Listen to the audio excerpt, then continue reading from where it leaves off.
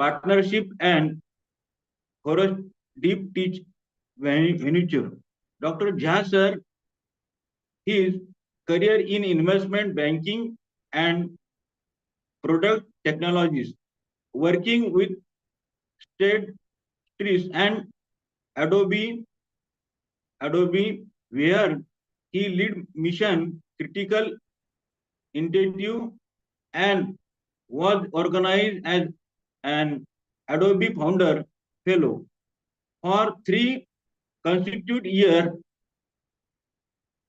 Sir, Sir, Dr. Jha sir has actively contributed to India digital transformation innovation, surviving under NEGPA, means National E-Governance Program in Agriculture, where he played a pivotal role in digitalization India agricultural sector and leading the development of large-scale technology-driven solution. His expertise in policy making, project execution, and digital strategy protection is a key stakeholder in national level invitation, leading technology development and statewide digitalization effect. His projects have been show top innovation of the Ministry of Agriculture in India. Sir, Dr. Jha sir is a sir enterprise having launched his first venue in 2009 and successfully raising multiple rounds of funding for deep teach, IoT, and hardware startup. After scanning investment, has explained his second venture to Canada and become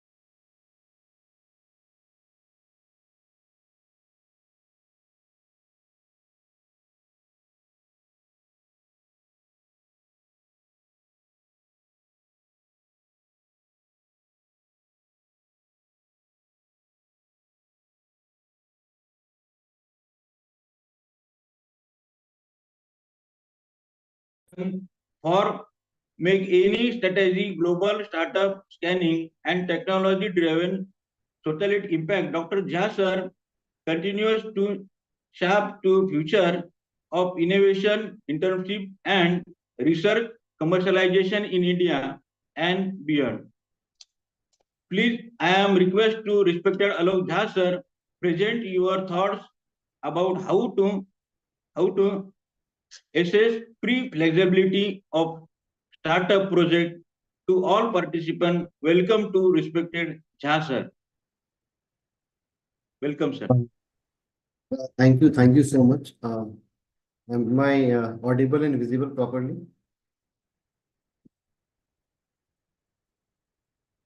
Can everybody hear me? आप सब लोग सुन सकते हैं मुझे?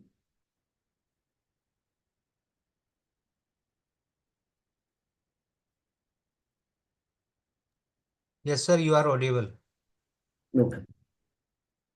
So, thank you very much. Shall I talk in English or Hindi? I'm okay. Hindi में भी मैं अच्छे से बात कर सकता हूँ. और both, ठीक है. So, thank you everyone for inviting me and welcoming me. And I am also one of you coming from this same background. I have been faculty for quite some time. और मैं corporate से मतलब अपनी engineering करने के बाद I worked in corporate for some years. उसके बाद I I have always been towards academics. I was a faculty in computer science and innovation at Delhi University, Delhi Technical University and triple I T Delhi. And मैं बहुत सारे management institutes में I am teaching entrepreneurship, design thinking, functional subjects, marketing, and other things. And in my current role at Triple IT Delhi, I work very, very closely with the professors, assistant professors, lecturers, and helping them on their projects, whatever they are doing themselves or with their students. जो भी उनके research project हैं, ideas हैं, I help them to build the product and then take the product into the market, either as a startup or as a research commercialization or technology transfer.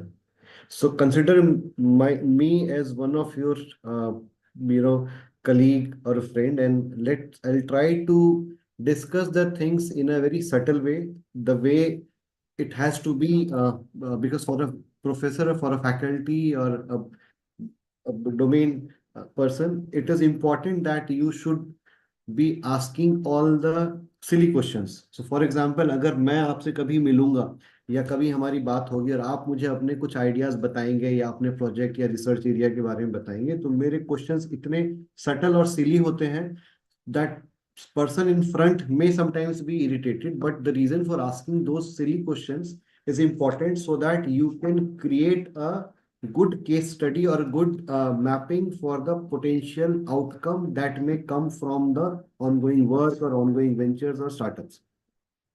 So एक छोटा सा मैंने presentation भी बनाया है, उसमें उसके दौरान हम डिस्कस भी करेंगे और मैं चाहूंगा कि आप लोग भी थोड़ा सा बात करें ताकि जो पर्पस है वो फुलफिल हो सके हमारे यहाँ होने का।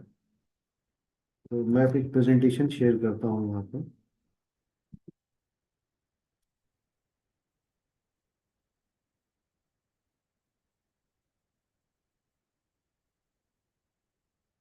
मेरी प्रेजेंटेशन दिख रही है?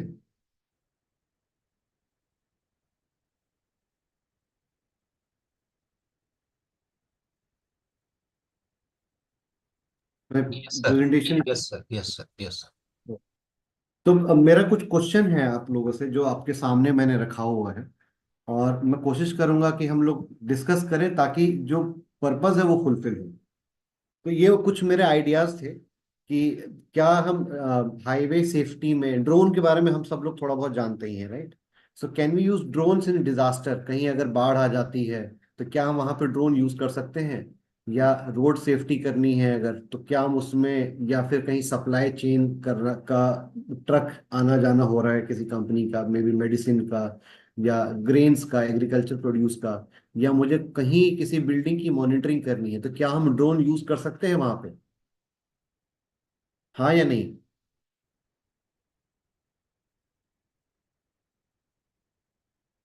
आवाज नहीं आ रही मुझे किसी की। Yes, sir. Sir, we all are muted. That's why we can't speak. We can अच्छा, comment on the comment box if it is possible to you to see the comments. Actually then I have to stop the presentation one second. Okay, I try to monitor it. ठीक है, ठीक है। तो ठीक है, तो मतलब हम ये कर सकते हैं। दूसरा है पानी की जो प्रॉब्लम हो रही है, क्या उसके लिए वाटर एटीएम बना सकते हैं? बना तो सकते ही हैं। क्या हम क्रेडिट कार्ड और डेबिट कार्ड के जो पॉइंट्स हैं, क्रेडिट कार्ड के तो होते ही हैं, एटीएम हम लोग सब लोग यूज करते हैं, क्या हम उसमें भी पॉइंट सिस्टम कर सकते हैं? या हम बस या मेट्रो का टिकट या पार्किंग में गाड़ी लगाते हैं उस सबको डिजिटाइज करते हैं? तो ये सारी चीजों के जो आंसर हैं, अभी मैंने जो सवाल लिखे हैं इनका आंसर है कि बिल्कुल कर सकते हैं। अब समझिए कि मैं आपके पास आता हूँ, आप मेरे टीचर हैं या आप मेरे मेंटोर हैं, मैं आपके पास आता हूँ, मैं बोलता हूँ कि साहब मुझे एक ड्रोन बनाना है जो कि डिजास्टर वाले सिस्टम्स में काम कर सके। तो आपका रिस्पॉन्स क्या होगा?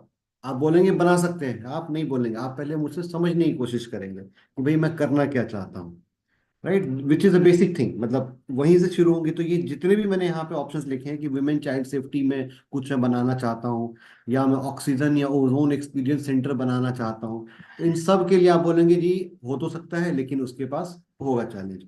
सबे सपोज मैं आप लोगों के पास आया कि मैं ना एक नया, जैसे उबर कार आप सब लोगों ने यूज किया होगा, एक टैक्सी सर्विस है इंडिया में। सबने या तो नाम सुना होगा या यूज किया होगा। तो मैं आपके पास आया कि जी साहब, एक ना उबर करके कंपनी है, मैं एक नया कंपनी, एक स्टार्टअप करना चाहता हूँ जिसका नाम है कुबेरो, और ये उबर जैसा ही बनेगा। अब मैं आपके पास आ रहा हूँ कि आप मुझे बताइए कि ये बनेगा कि बन सकता है कि नहीं, मतलब ये चल पाएगा कि नहीं चल पाएगा। तो आप में से कितने लोग कहते हैं कि ये चल सकता है?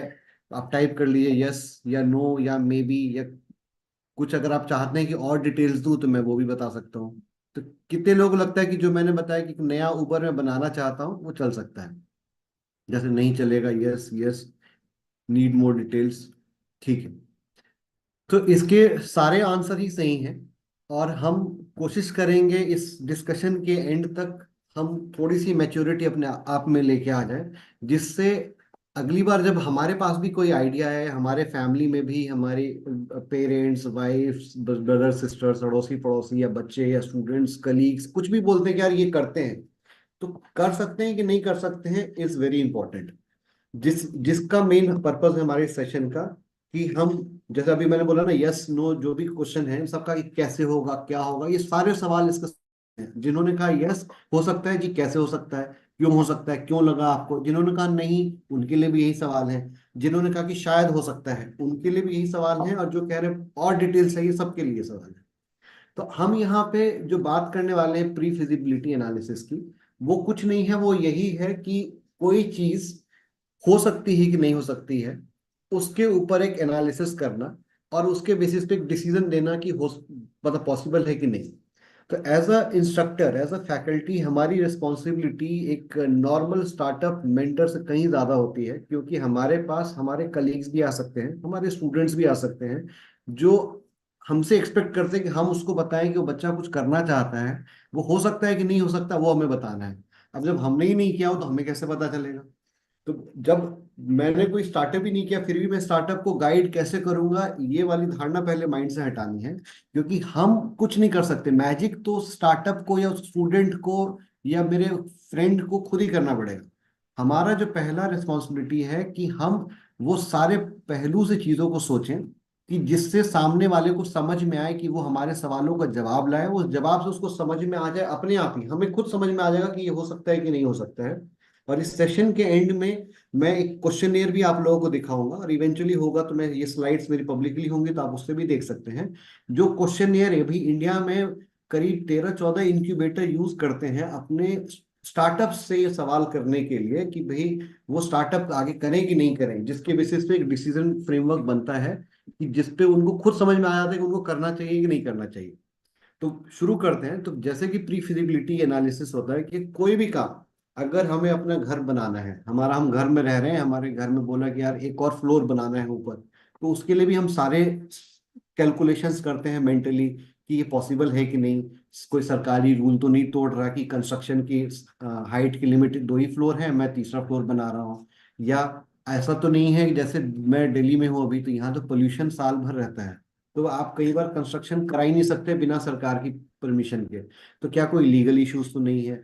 दूसरा, मेरा खर्चा कितना आएगा, मेरा बजटिंग तो 5 लाख है, अगर 2-3 लाख ऊपर चला गया तो मैं दे पाऊंगा कि नहीं? रॉ मटेरियल कहाँ से आएगा? अभी बारिश का मौसम है और मैं कंस्ट्रक्शन कर रहा हूँ, तो क्या वो सही डिसीजन है कि नहीं है? तो ऐसे बहुत सारे सवाल आते हैं हमारे डे टू डे एक्टिविटीज में।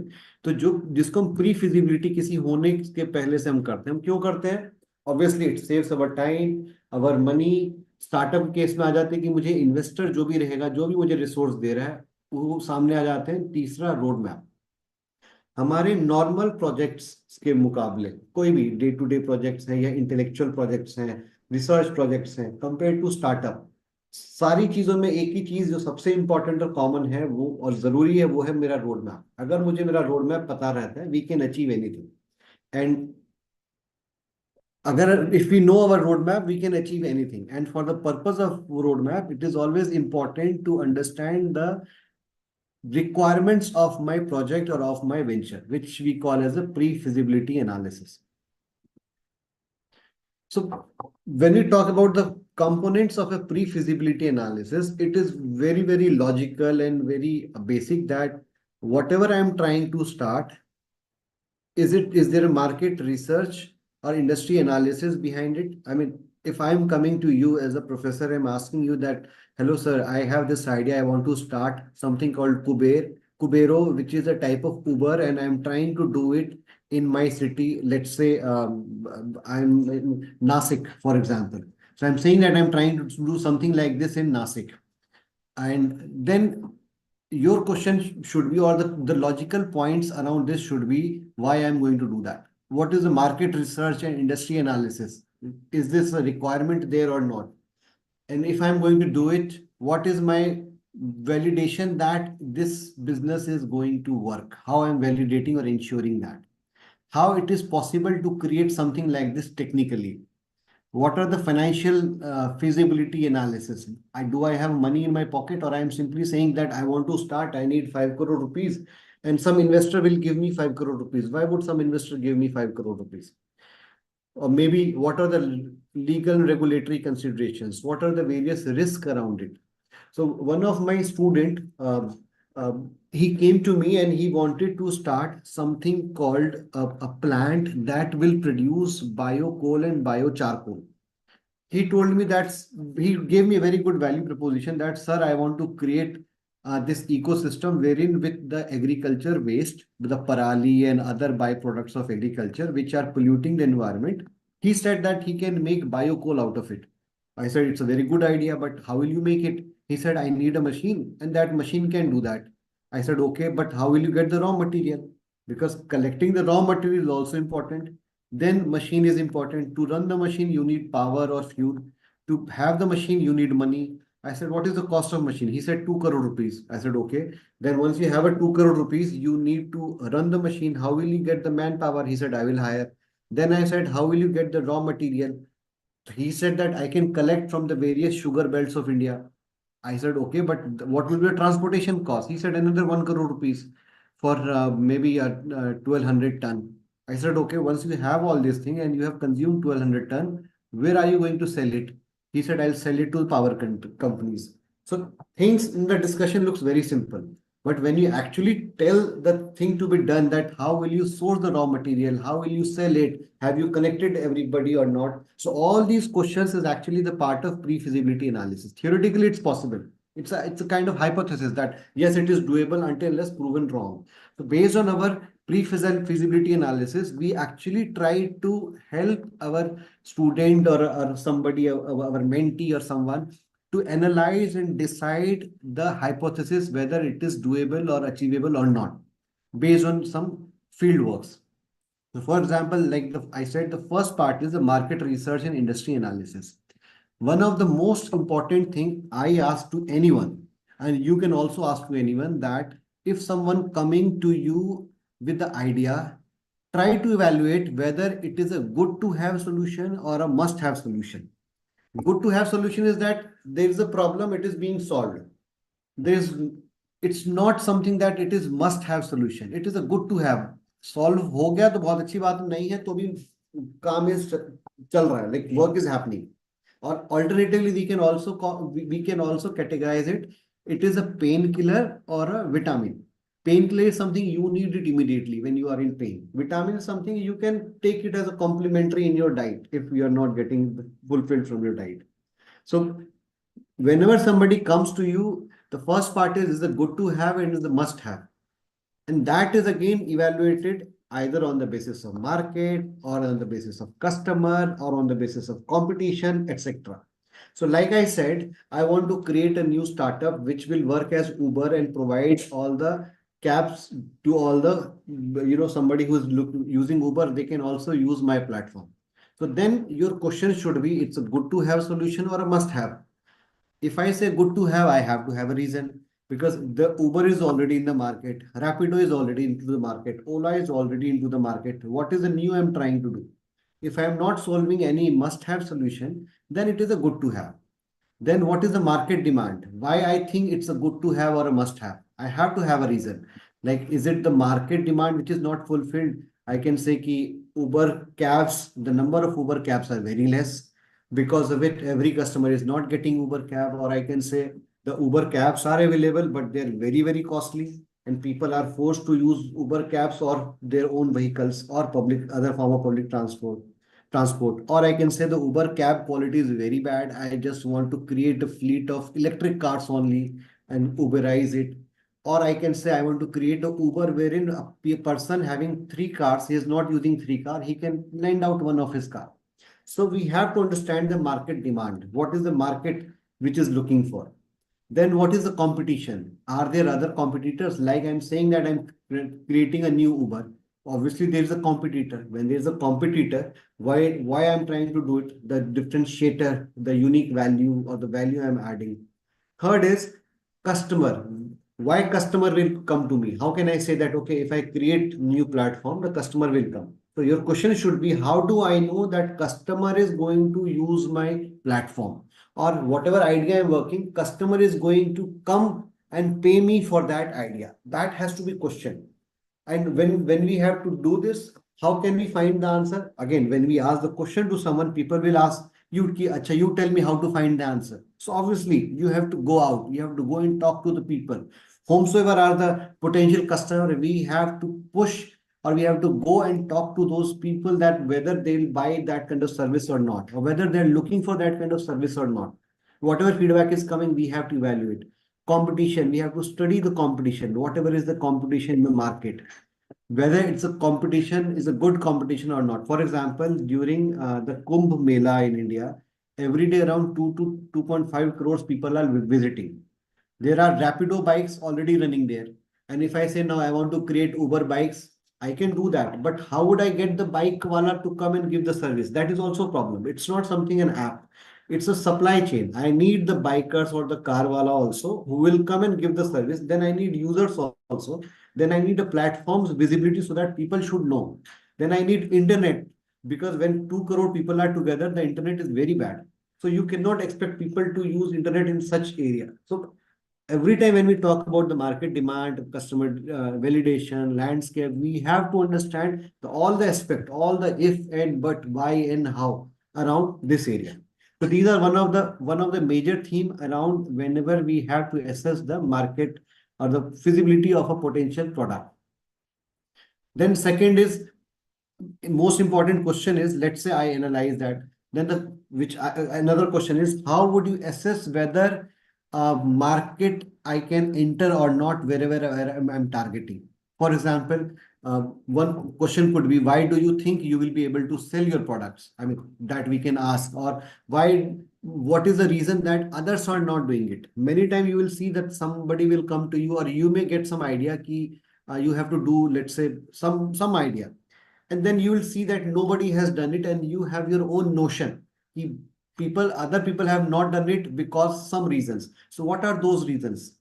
Are those reasons are valid reasons or not? What is that somebody has tried in the past or similar thing and it didn't work? Why it didn't work for that person and it will work for me?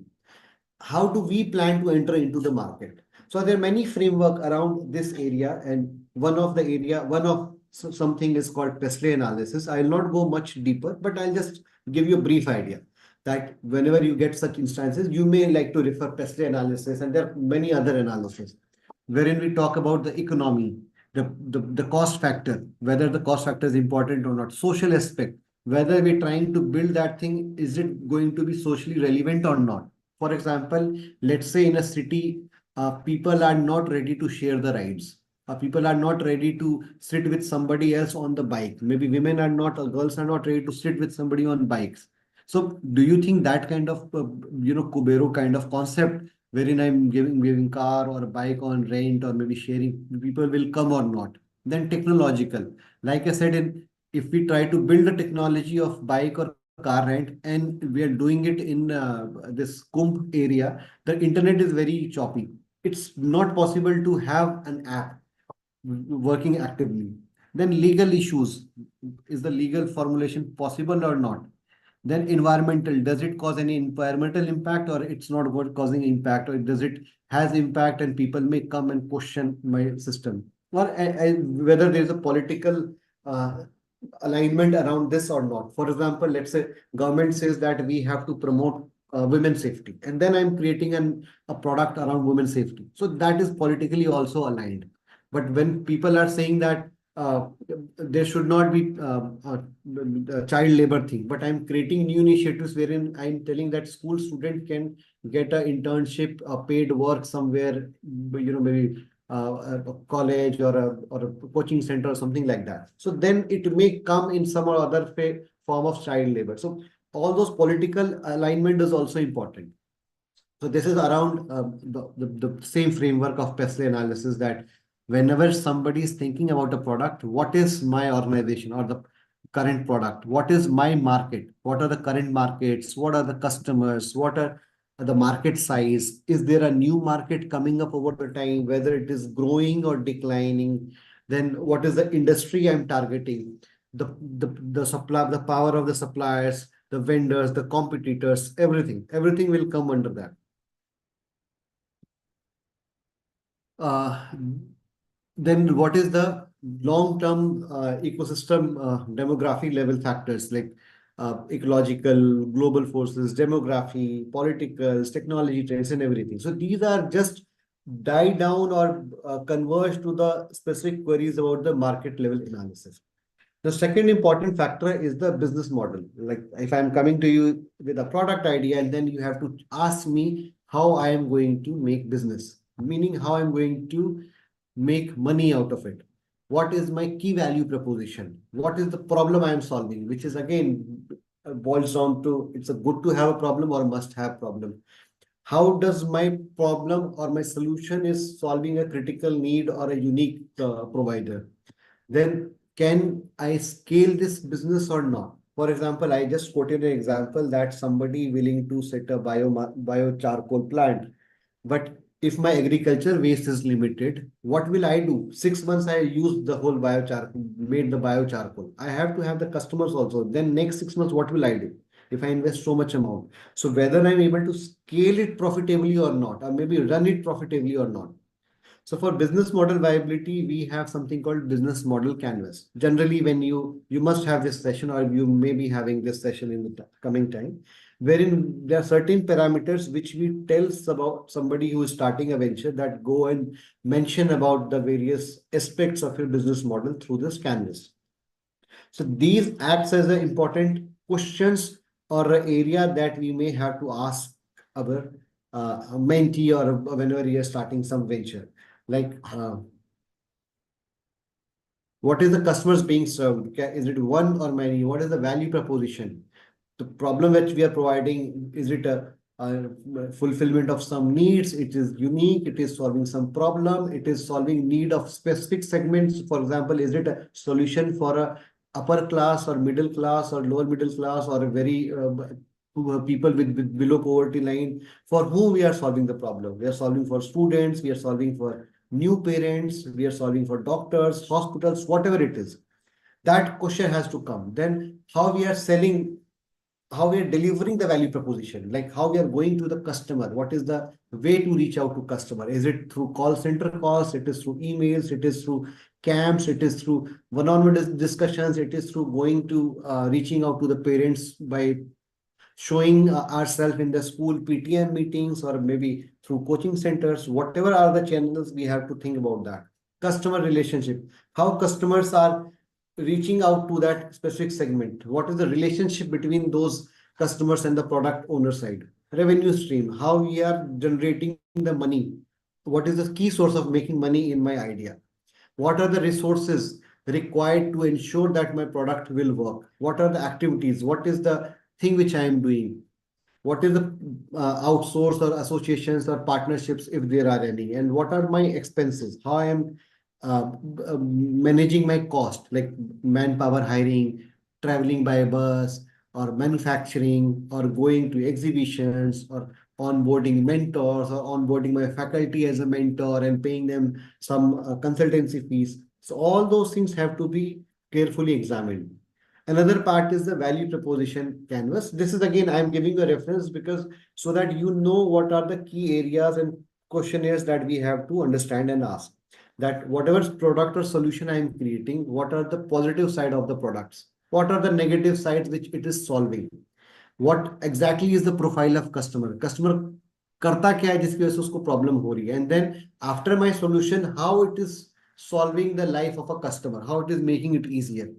What are the pain points? What are the good points? What are the bad points? What are the offerings in my product idea? Everything. So let's say I say that I want to, based on this discussion, I said I want to create a app like Uber, which will be named as Kubero, and it is actually meant for somebody studying in college or school or somebody in an office. So anybody who works in a college must have an iCard. Working in a school must have an iCard, or an office will be having an iCard. So those people having an iCard will be given the facility of this kind of cab service. Now, second question, how will I get the cab? Let's say I said people who have multiple cars working in school, college, or offices having an iCard, they will give their cars. We will hire the drivers, we will train them, and then we'll allow them to work on this thing.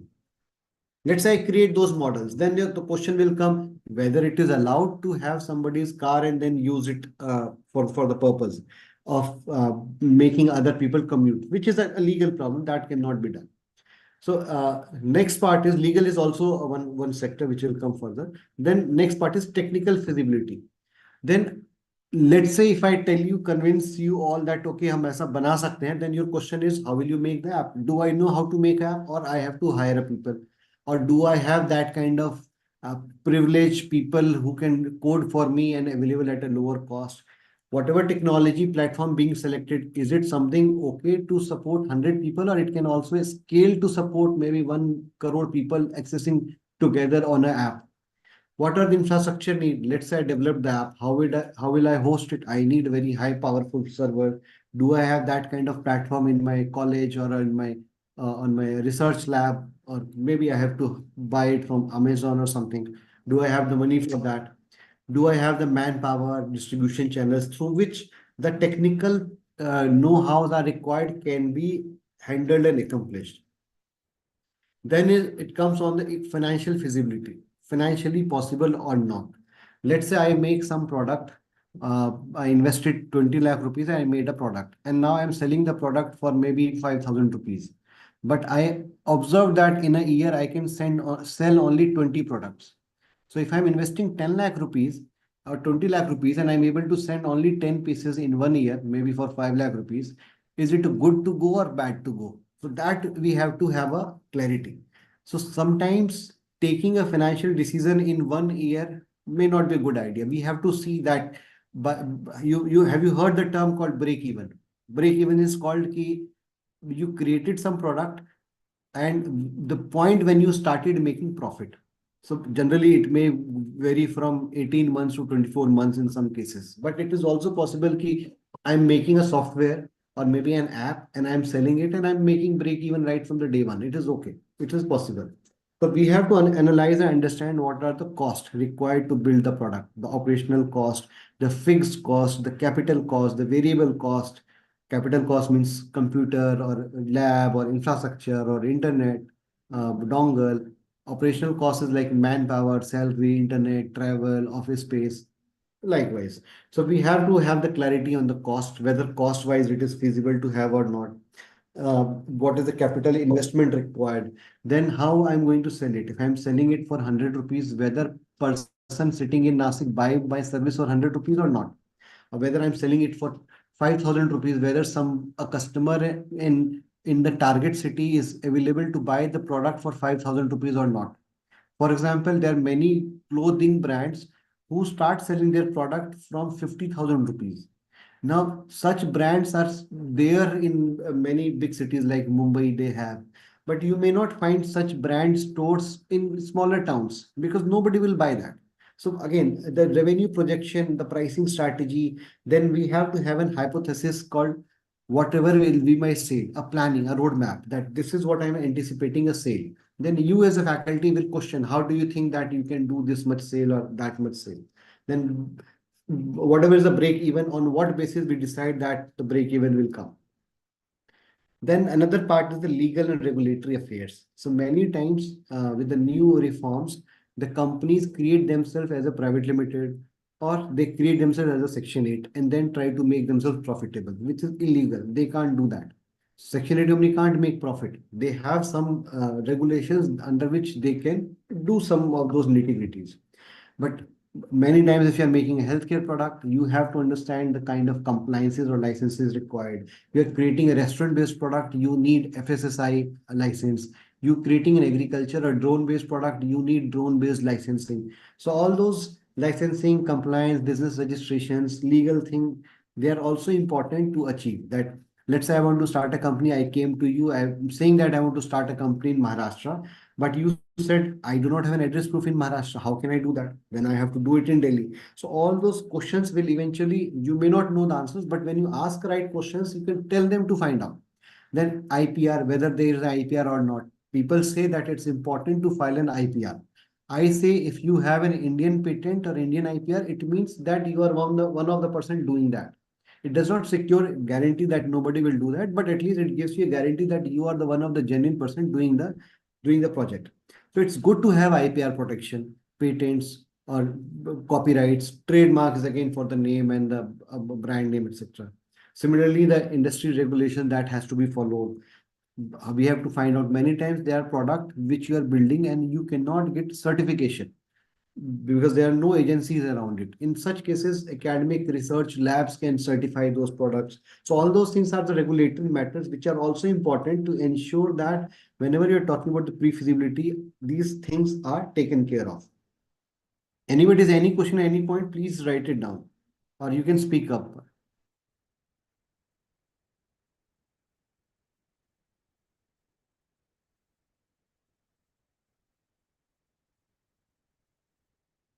Next part is the risk. So let's say I tried to build some company. I came to you and then you suggested, you evaluated, you guided me, okay, you go ahead and start your venture. But there are certain parts which we generally miss out, that what will happen if I fail? How I'm going to ensure my losses are not predominantly impacting me? So what are the various market risks, customer risk, competitions, fluctuations, demands, and everything has to be understood properly. What are the financial risks? Let's say I want to make a product. It will cost me 30 lakh rupees. Somehow with the support, I raise 20 lakh rupees as a grant from someone.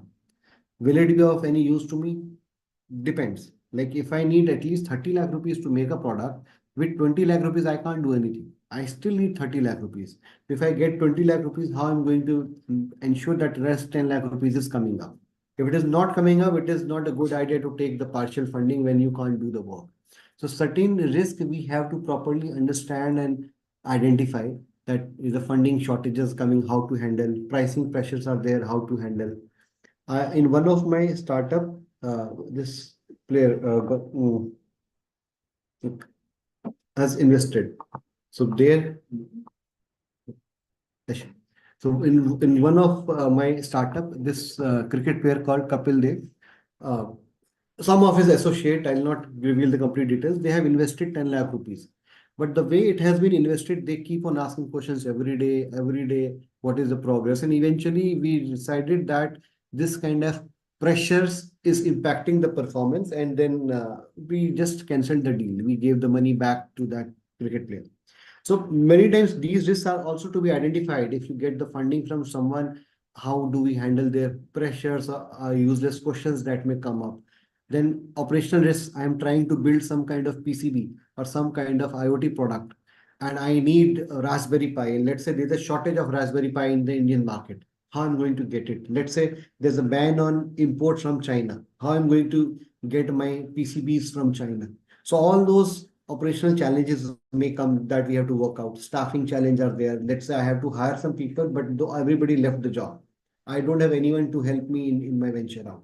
So again, we have to think about these parameters, the risk, and if the risk happens, how to mitigate, how to manage, how to ensure that risk is not doing the major impact on my performance or on my whole project. So customer, finding the right customer, getting into customer at an exact uh, level to find out who are the customer, who are benefit from a value proposition.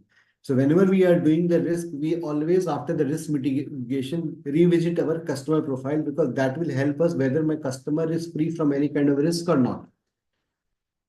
for who are my customer, for whom we are creating the values, how we are going to reach out to them, B2B, B2C, B2G, B2B2C, B2B2G. B2G is business directly selling to the government. B2C is business directly selling to the customer. B2B is business directly selling to the companies or factories or the shopkeepers. Who are the people behind my value proposition, the gender, male, female, persona, and everything. It is always recommended to know our market size for the better understanding of the customer. I have a case study that I'll maybe show at a later stage. So these are the essential things based on which we try to do a pre-feasibility analysis. And then I'm just presenting you a questionnaire that generally, in my sessions to the corporates and the many faculty, when I'm making them aware about the analysis, I tell them that you take the venture detail, the team members, the educational background, the age group, the type of venture, then ask these questions to the startup or potential mentee. What is the problem they are trying to solve? Whose problem they are trying to solve? Who are their customers? Why do they believe that it is a problem? Who experiences this problem? Describing the target audience or demography. Who are the customers? Customer is somebody who pay for the product. Let's say I create a new version of Ludo game and I'm selling it offline. And I'm saying that it is only for the students class 1 to class 7. I'm creating this kind of Ludo game for class 1 to class 7 students and I'm selling it in the stationery shop. So who is my customer? So my customer will be parents. My customer will not be those students because customer is somebody who pays the money. Those 1 to 7 class students are going to be my users who will use my Ludo game. They are not my customer. My customer will be my parents of those kids. So again, when we ask these questions, who are our customers? What is the profile of customer? What are the offerings of the customer? What I'm offering to the, let's say I'm selling a Ludo, what I'm offering to the customer? I'm just offering a game for the kids of my customer. Who are my users? What is the profile of user? Why would the user will use my product? How my customers and user are going to use and leverage this product and service? This is for there are 15 questions. I'll share this whole template. Then what are the customer's primary need or pain points? What is the problem? Why customer will buy my Ludo? Customer is not having any pain point. Pain point is something, like I said, it's a painkiller that they have to have it, otherwise it's a problem. So selling a Ludo to a school student is not a pain point, but customer needs are that they are looking for non-digital games so that they can spend more time playing physically and avoiding mobile could be one value proposition. Why do we believe these individuals will choose our offering over existing solution? I have to have a good reason. In fact, if you see, all these questions are asking few same questions again and again, what we have actually discussed in the beginning. What are the pain areas that we have identified in our target market and our startup will alleviate or improve? Many times you may not solve a problem permanently, but you may improve a solution with whatever solution is available, you may improve it. What are the key strengths and expertise within my startup team? Relevance of team is very important. If I am trying to build a software product, but there's nobody from IT in my team, it's of no use. Or if I'm building something about mechanical device and nobody is from mechanical or industrial or production, again, it's of no use because I don't have expertise and I'm trying to build something which I don't have expertise to. How have we validated our startup idea? Have we conducted customer interviews? So, like I said, whether a product will work or not, we have to have an hypothesis, and there has to be a reason for that hypothesis. If I say that I'm creating a Ludo game and I'm saying it will work, you will ask me, how do I know it will work? Then I may have to tell you that my little brothers and sisters or my cousins who have their little kids, they said they will pay for it. Then you will ask me how much they will pay for it. I have to have a market pricing strategy that I'll sell it for 100 rupees or 20 rupees or 50 rupees, whatever it is. What is the unique value proposition? What would be the price range for the product and how you arrive on that? So these are some of the questionnaires that you can keep handy with yourself to analyze any of your own venture, your colleague's venture, or maybe some of your mentee or students approaching you to evaluate.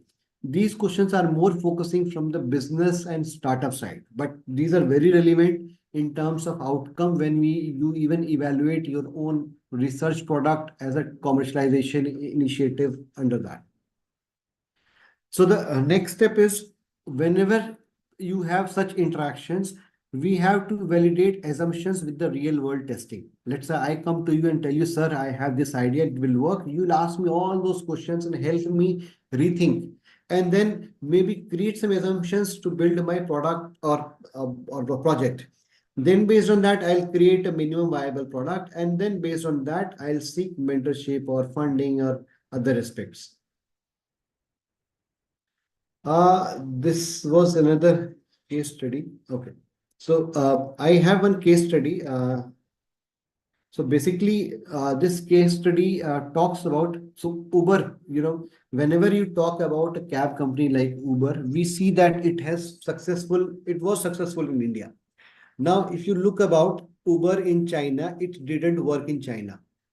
Now, many times you may get some questions, or you may have your own ideas. You'll see that something is working in some country may also work in our country, but may not be true for vice versa, and may not be true for all the cases.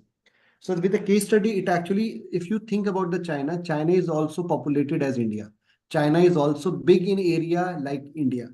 China has a lot of corporate culture, a lot of factories, a lot of people depending upon the public transport, and very less people owning the cars and actually using it. So it gives an ideal market for Uber to work in China, but it didn't work. I'm just playing this case study. Let me know if you don't hear it.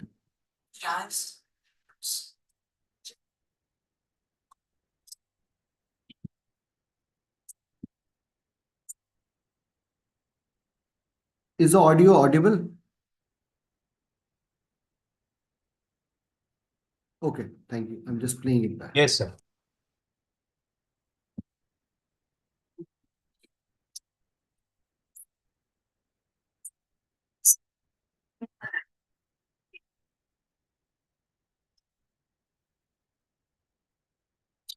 Sir, video audio is not coming. Okay. So then I'll just brief it and I'll share the presentation. You guys can see it yourself. Okay. So basically, it talks about the complete ecosystem in China and the product. Then it says that Uber also tried to get into China. And when it tried to get into the China, it has everything as planned, like, 2.7 million users every day and everything. But still, it didn't work out. And they have quoted very wonderful reason around it for not working, because everything was possible, everything was there, but still there are certain things which is missing, and that is the key thing which I actually wanted you to go through it, and I didn't want to give you the reason why it's not working. So I'll share you the whole slide. Then you can go through this video. It will actually tell you that some of the aspect when you see that, okay, this is working in Delhi, it will work in Mumbai, it will work in Chennai, it will work in Bhopal, it will work in Nasik, it will work in Bulandshahr and everything. But same thing when you talk about the Chinese culture, it didn't work. There are a lot of frauds coming up because of this. So I'll share this case. This is a very wonderful case study that will work. And then there's a second case study. This is actually from my own startup. So I started a startup called meramovie.com way back in 2012. Have you heard about bookmyshow.com? Just type yes or no. It is a website that we use currently in India for booking movie tickets. If you want to watch movie, you generally book ticket online, and one of the platform is Book My Show. Okay.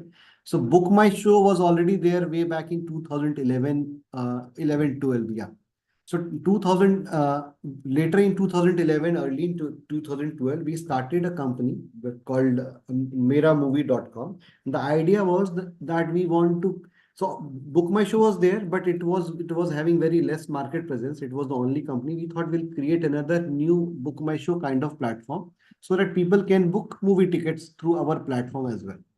Idea is good because that was the only company, a new company, and it was not having a lot of theaters. We were in Delhi. We thought we can also do that. We started that around that idea. We started building the platform. We were able to build the platform. I was from a technical background, so I could build software and everything. And just happened to go to some of the movie theater owners called DLF Group, DT Cinemas are their theaters, and they also offered that we can book 30% of their offline ticket through our online platform. So this is way back in 2012. So that time mobiles were very less, mobile apps were very less, people were using only websites, apps were very less at that time. And with that idea, we were getting the deals that, okay, we can book it. And we actually designed the platform called meramovie.com. Eventually, through some application, we got a support that the whole team moved to Canada.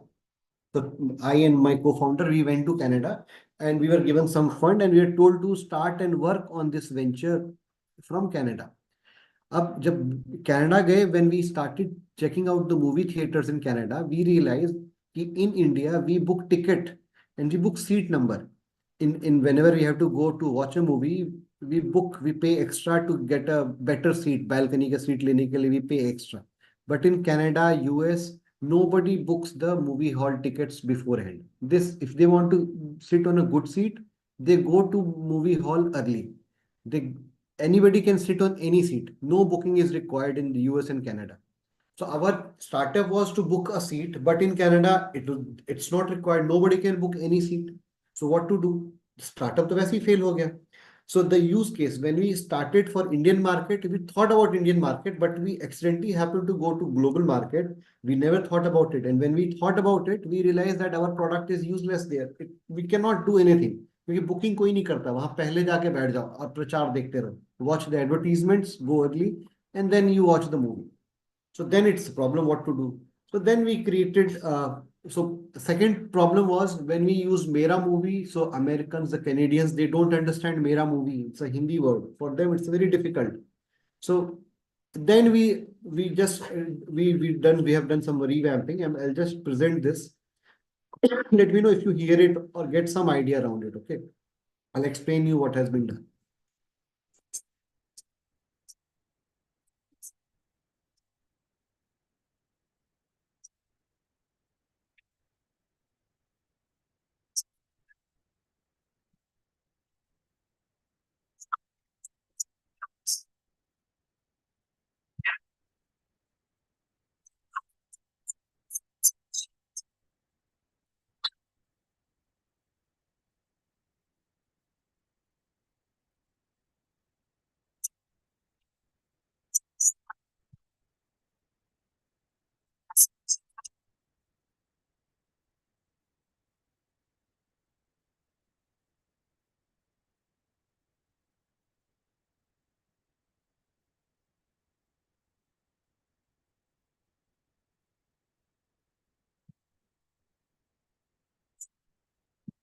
Sorry.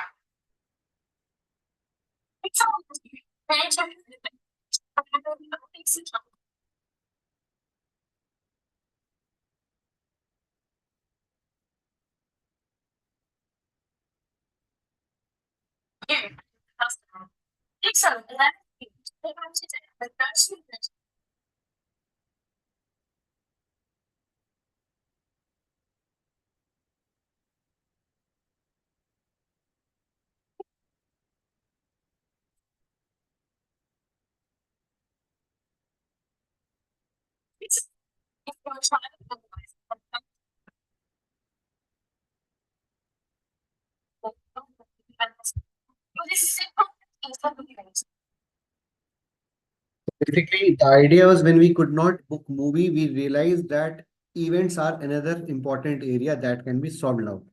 So why this issue happened? Because a pre-feasibility analysis was, if would have done timely, would have been an added advantage, and the some of the time and resources could have been saved. So eventually, that Mera Movie, we renamed it as a Tixo. That is a platform to book tickets. It can book movie tickets. It can book any event tickets. It can book any function tickets, a corporate event, a social event, a NGO event, uh, a trade fair, any kind of event. We started booking it on the platform. So idea is whenever we start evaluating and assessing or doing a pre-feasibility analysis, we have to think about all these aspects, that What will happen if the market is full? What will happen if the product cannot be scaled further? Then there has to be way that either we pivot the whole idea or we continue with the idea with new modifications, basic ingredients. So as a part of pre-feasibility analysis, we have to ensure that whatever product we are launching, we have the assumptions and those assumptions are strongly validated. And our responsibility as a faculty, as a trainer, or as a mentor is to ask those right questions, have criticism in the questions and the frameworks. You may not be able to go through all the frameworks, but even if you go with the logical part of any venture, because when somebody comes with a startup idea, they always think that everything is doable. For us, it's important to ask all the minute level, smallest questions, queries, that how it is doable, why it is doable, the questionnaire that we discussed. So with this, I'll stop my presentation here, and I'm open for any deliberations and discussions.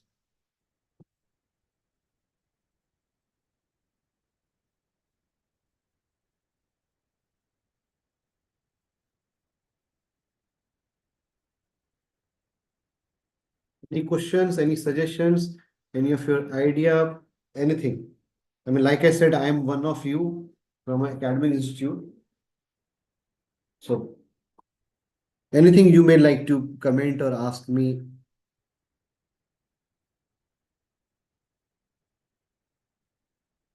The only feedback I will give you or the suggestions I will give you, that as a part of academic institutions, we have a lot of intellectual things happening outside. We have a lot of smaller projects that we think it could be not a very useful product, maybe a useless product or useless way to think.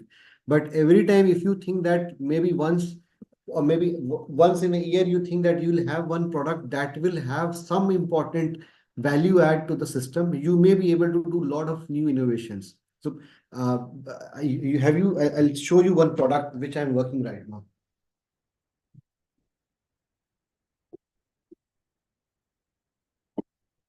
You must have seen this kind of stand that old people uses, right? So I'm currently working on this kind of stand, so that how we can add some improvement into this thing. It may be sellable, it may not be sellable, but importance is how to ensure that whatever value I am adding, is it going to be useful for the user? So in this kind of project, wherein we have to see the old people who use these kind of support, or physically disabled, or the company, the medical shops who sell it, I started talking to those people that what is it that they are finding the problem. So we have added wheels here, we have added something to put mobile phone, they can walk and they can hear to the music. Likewise, there are some features which we have added, and then we are going to file a patent around it. And then eventually, if some startup is already selling this, we may tell them that you go and you sell it. So like I said, in an academic ecosystem, a lot of things are possible. It's just that we have to ensure that we always in a search of finding those ideas and ask the right questions to people who are doing. So with this, I'll stop my session and I'm open to the questions. Feasibility should be done before production, or obviously before the production, because if you are investing your time and energy, you have to, one of the question is whether we have to do it before production of a product or after. So the answer is always build a POC. If you are not too sure whether something will work or not, always build a POC and then try to take it to the customer, because feasibility means whether this product is going to work, and the person who is going to use the product, whether that person actually needs it or not, and if he or she needs it, whether they are going to pay money for this or not. So one of my patent is about a medical concentrator. Everybody have seen concentrator. There are a hell lot of concentrator in the market. But what we have added innovation, that the same concentrator can work in India, can also work in Madras, can also work in Pondicherry. Impact of moisture will be very less. And that is one of the innovation. Now, if you look at that, if somebody in your house, some old member is looking for a concentrator, they are not interested whether concentrator is working in Delhi or Madras or Maharashtra or not. All they're interested whether it works for them or not. So many times the innovation may not be sold as the value proposition directly. So if I come to you that, sir, I have this idea, So your question should be, भाई अगर moisture पता कर भी लिया तो उससे customer को क्या फायदा हो रहा है? Because people are generally buying these kind of product as a rent based product. अब रेंट में वो मॉइस्चर वाला दो या नॉर्मल दो, he is paying 1,000 rupees per month, it's not creating any value. It may create a value to the person who is renting out such products because the life is increased. But if you look in totality, it may not be of much use. But still, I found it as an innovative. I filed it as a patent. We got the patent. Now we are using it for some other purpose. So you may see some such practices among your students or colleagues that they're trying to build something, and you will see iski zarurat kya. For example, let's say I have this marker. I tell that while writing on the board, I put a switch and I can write as a blue and write as a red marker also. And then let's say this marker is 50 rupees and red and blue marker, new marker may cost 1,000 rupees. Now, do you think your college will buy it? It will not buy it because 50 rupees में मैं दो marker ले लूंगा. It's not creating any problem for me. I can manage. I am one of the user of this product. It's not a problem. My customer will be my college. My customer will say 50 रुपए की जगह 1,000 रुपए का क्यों लेना है? So many times these questions will help us to understand whether I should produce something like this or not. Huh. From patent point, from innovation point, it's okay if you're going for that. But if you talk about the creating a startup around it or a business around it, sometimes we have to do that analysis very strongly. Any more questions, anyone?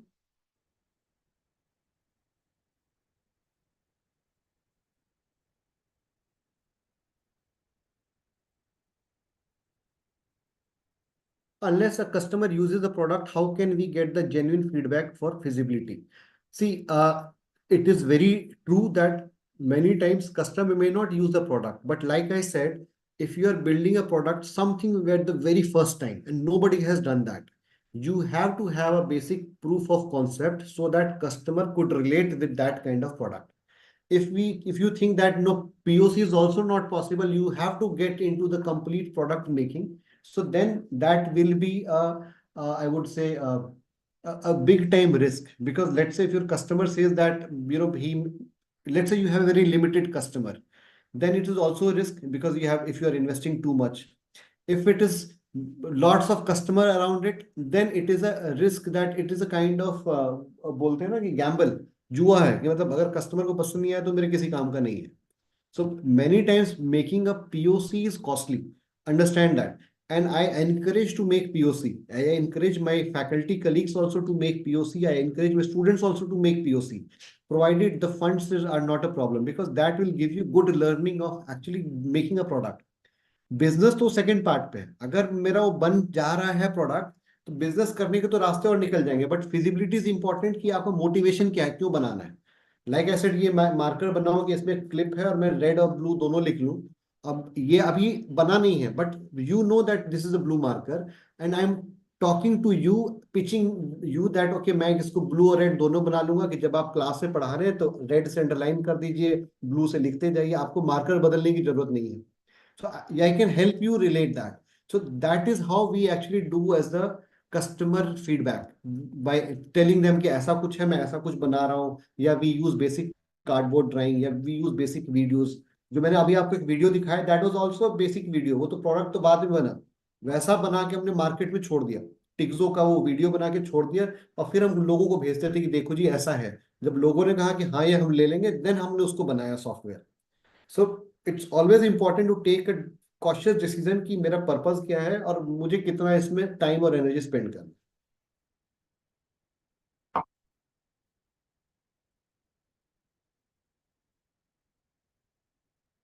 मैंने अपना email ID भी यहाँ पे drop कर दिया है. If you need to reach out to me. And ठीक है, if there is no question we can stop end the session. Can we take photographs of everyone if you all agree and ready to come on camera? Otherwise, with the limited members, we can take one, and I can share it on my LinkedIn as well.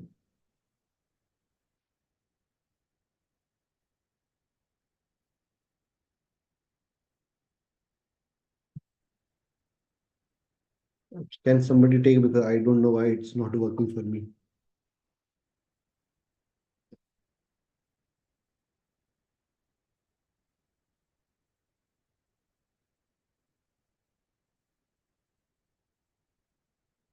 Thank you, everyone.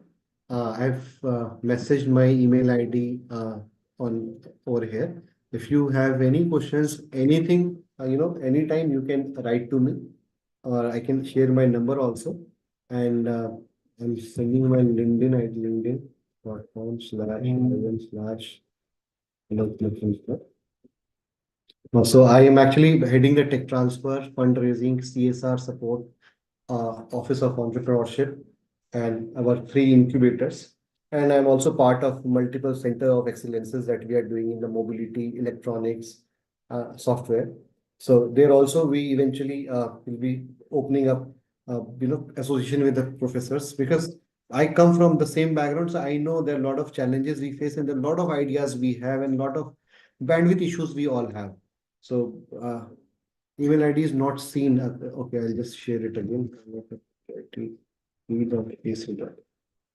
This is my email ID, alok.@IIIT.ac.in. I'll actively watch my email, and I've shared my LinkedIn ID. Thank you so much. I got the message. Okay, all the best. Thank you.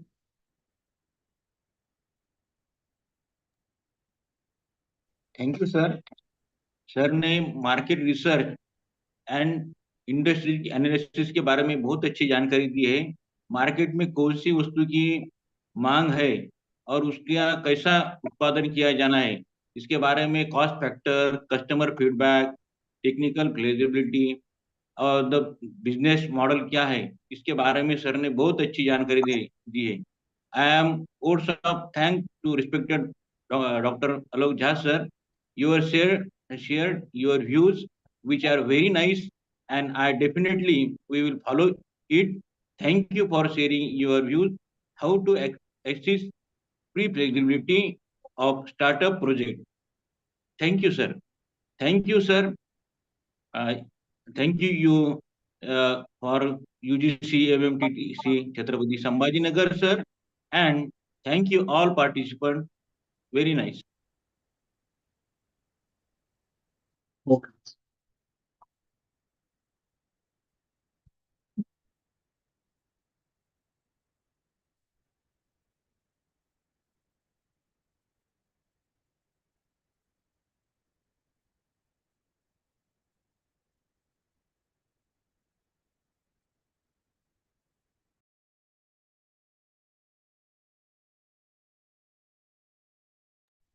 तो participant अभी 5 minute का break रहेगा, उसके बाद immediately fourth session start होगा. तो after 5 minutes fourth session will be start.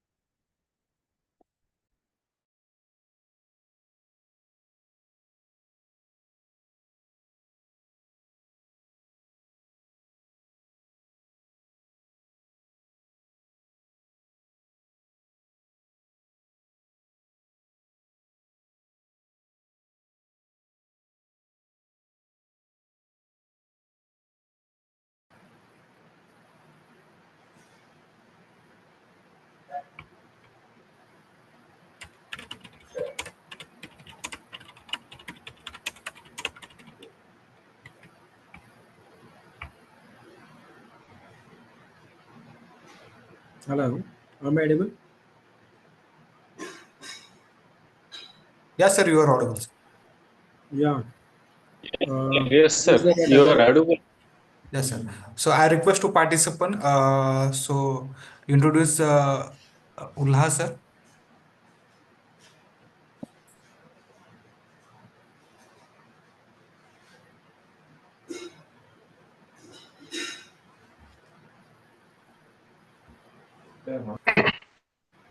Good afternoon, dear all participants. Am I audible? Yes, sir, you are audible, sir. Yes. Good afternoon, dear all participants and coordinator. I welcome once again everyone in this 5 days online short-term course in innovation and startup. It is my absolute honor and privilege to introduce our visionary leader, an exceptional innovator, and the true catalyst in this world of startup and business incubation, Dr. Zahoor. Dr. Zahoor, sir, welcome.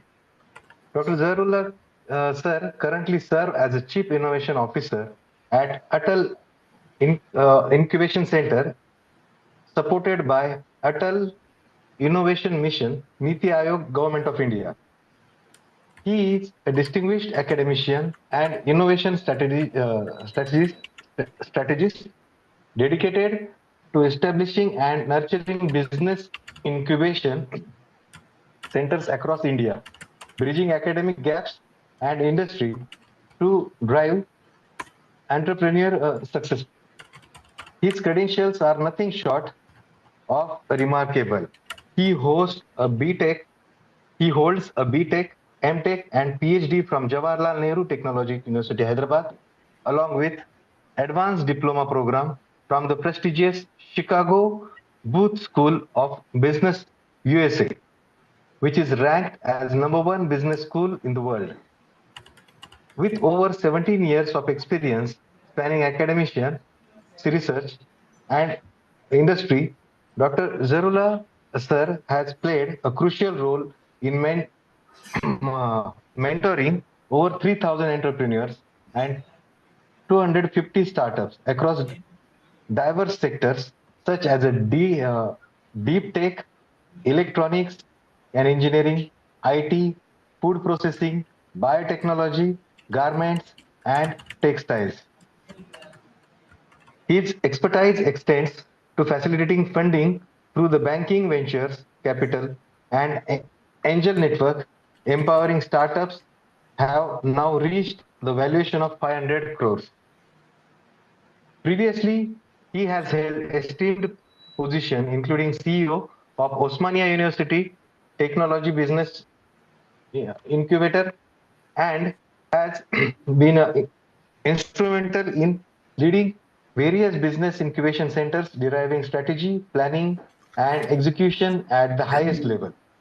He has a successful setup incubation centers worth rupees 80 crores and organized over 300 events to foster innovation and entrepreneurship. Dr. Zaharullah sir is not just an innovator, but also an educator at heart. His academic journey is away inspiring. He has authored 11 books, 30 research publications, and guided 35 research scholars. His contribution have been recognized globally with a bibliography listed in Who's Who in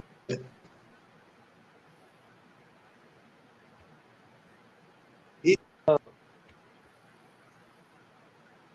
record includes 12 prestigious national and international awards. The Dr. APJ Abdul Kalam Seva Ratna Award 2019. He is also the record holder for teaching 50 subjects spanning engineering, medicine, pharmacy, and business administration. The scale of entrepreneurship start coach, mentor, and industrial consultant. Dr. Zaharullah sir has dedicated his life to science, technology, engineering, and management, mentoring young minds, empowering innovators, and shaping India's startup ecosystem. Ladies and gentlemen, please join me with extending warm welcome to our esteemed guest, Dr. Zaharullah sir. And now I request him to commence the session. Welcome, sir, and I hand over to you. Thank you. Yeah, thank you very much, Dr. Manu sir. Am I audible to you, right? To everyone? Yes, sir. Yeah. So thank you very much, first of all, for the wonderful introduction of mine and reading out the whole profile. I didn't expected that, in fact, but you have gone through every part of that. So with this, I first of all I would like to uh, thank the university, Dr. Baba Saheb Ambedkar Marathwada University, and the leadership team of the university as well, and including the organizers and coordinators. And I I would like to congratulate the all the participants here who are today in this program, who got selected and who are in this program as well. And with this, I would like to start my presentation. I have so shall I share my screen? Is that fine?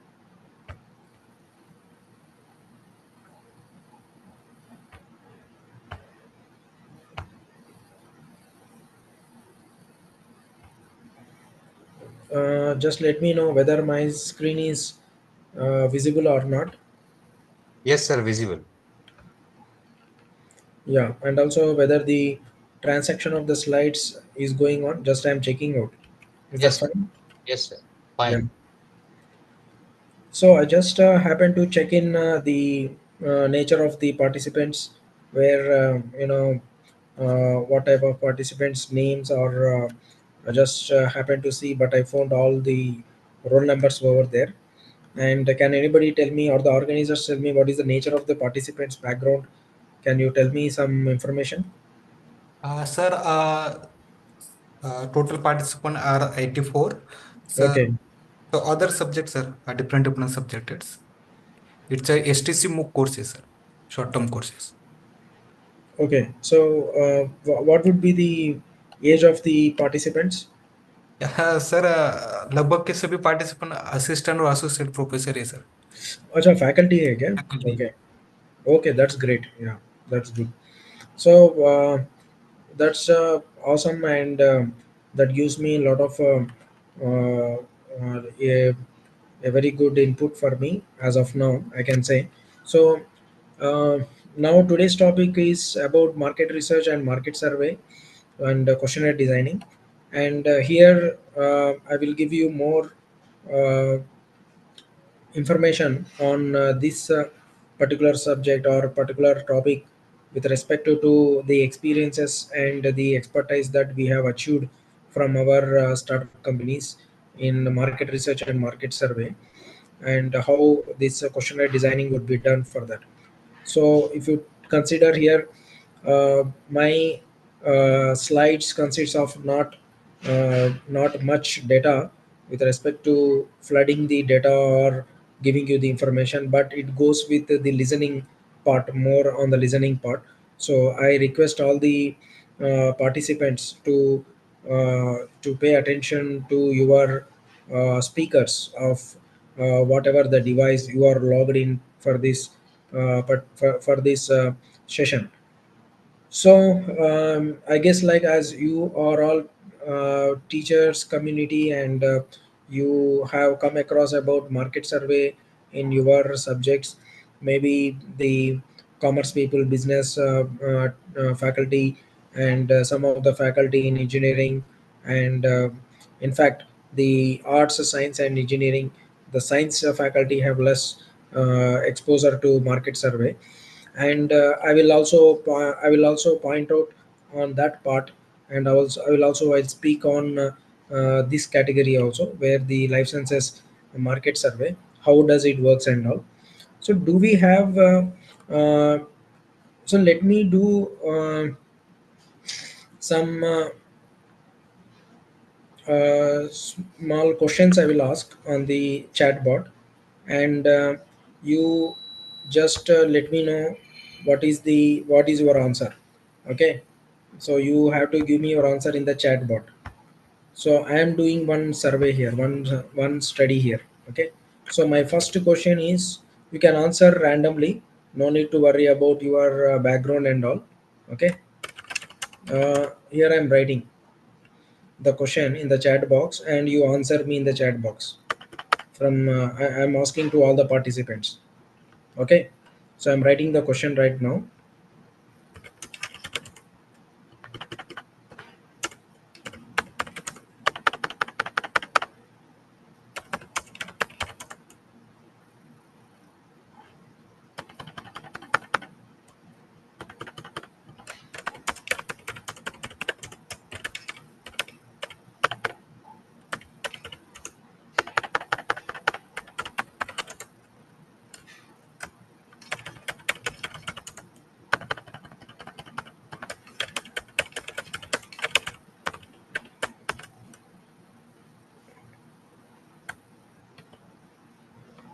So I'm asking you one question and answer me whether it is yes or no. That's all.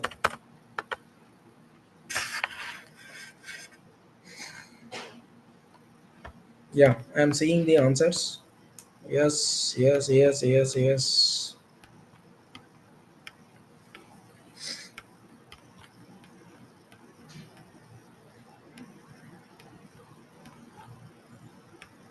One, two, three, four, five, six. 1, 2, 3, 4, 5, 6, 7, 8, 9, 10. Okay, 10 people have answered. Do you know about research review? Okay, this is my first question.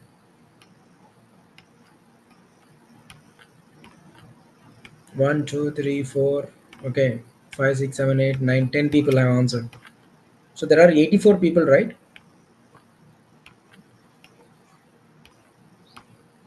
Okay, I am seeing a good number of answers again. It is increasing, I can say. 1, 2, 3, 4, 5, 6, 7, 8, 9, 10, 11, 12, 13, 14, 15 people have answered yes. Okay, so 15 people have answered yes for my question, that whether you know about research review. Okay, all are faculty, and so I'm just asking you a question whether you know about the research review or not. So what about others? Do you know about research review? Do you have any no answers from the participants? 1, 2, 3, 4, 5, 6, 7, 8, 9, 10, 11, 12, 13, 14, 15, 16, 17, 18, 19, 20. Wow, I have received 20 answers. Good, very good. So can anybody unmute yourself and tell me what is research review?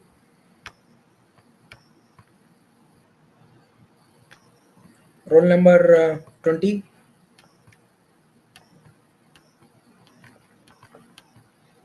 Or roll number 70, the last one who have answered. Or roll number 73, roll number 31, anybody?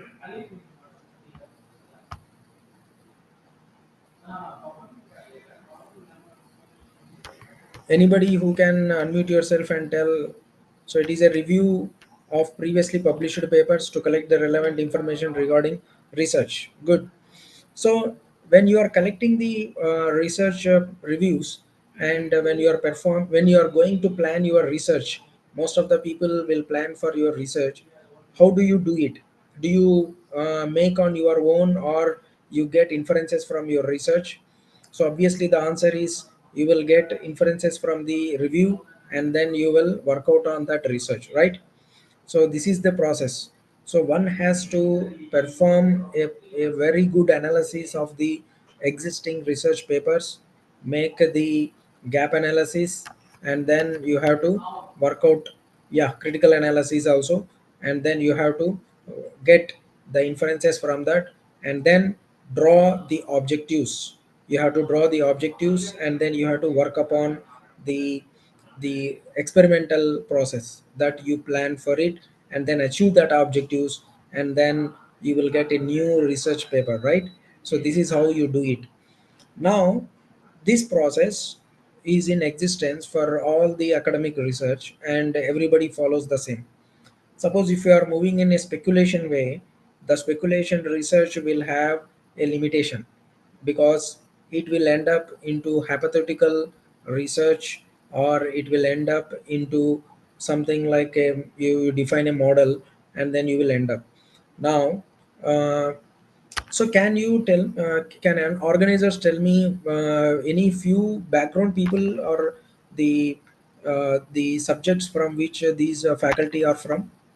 Any three, four, or five, any different subject branches name or courses name? Sir, commerce, management, MBA, I think language sides. Okay, perfect. So do we have science people here? Yes, sir, of course. Okay, okay, fine. Science faculty. So right. So now, yeah, so I'm getting here answers also, MBA and teacher education. That's well and good. So now, when you perform the research methodology, so the research methodology will be drawn from the objectives, or from the existing research review which you have performed, that has obtained from the research papers or research publications. So now, when you write the objectives, you will get your new type of work, or you can say the novel work.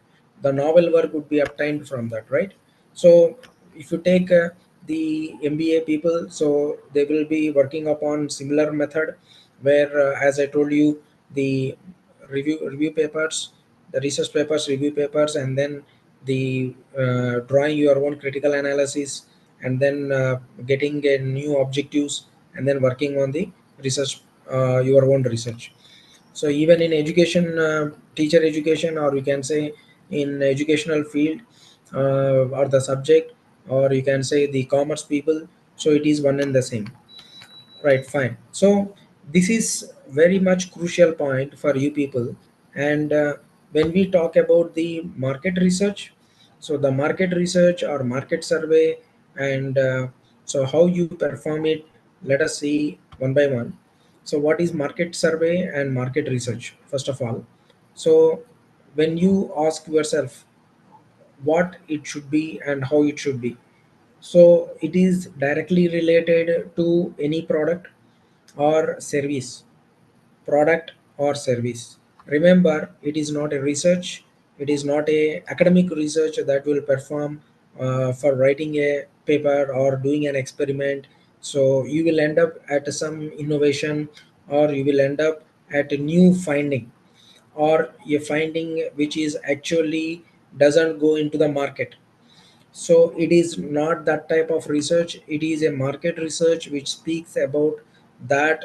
When you perform this kind of research or survey, it will show the product or commercialization. So that is the major difference here. It comes into every field. Now suppose, say, what is market survey and market research essential for an MBA person, or for a commerce person, or for any other science person? So can anybody answer this? Why it is required for you to do a market survey or market research? What is the essential? What is the essentiality for you? So now for this, I will ask you another question, question number 2, and you answer me. Okay, I'm writing down the question.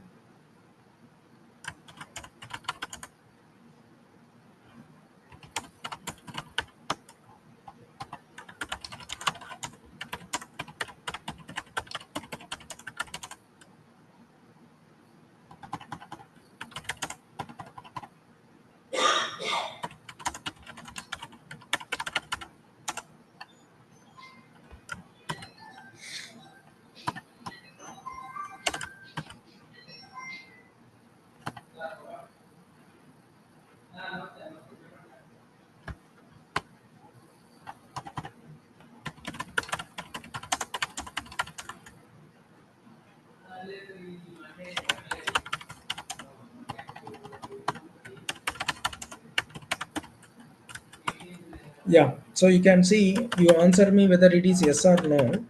Okay, I want to do publication of my research. That's my question. Say yes or no.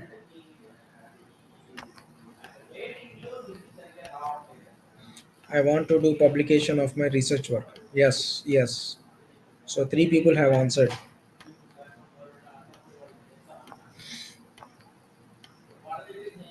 Right. Four people, five people, 1, 2, 3, 4, 5, 6, 7, 8, 9 people have answered. Good. Okay.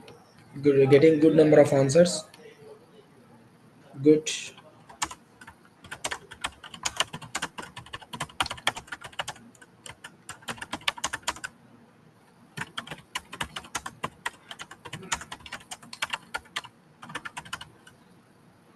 So now I'm writing another question and answer me. I want to innovate and make a product out of my research. Say yes or no. How many will answer? Let me see.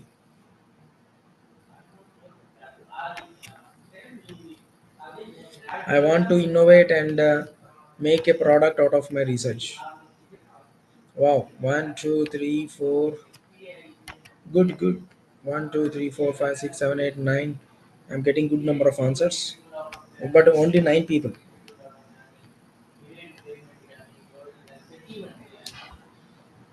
So anyhow, so you are ready with ready to do any kind of research where you will get your product or commercialization of your product. Good, that's a good thought.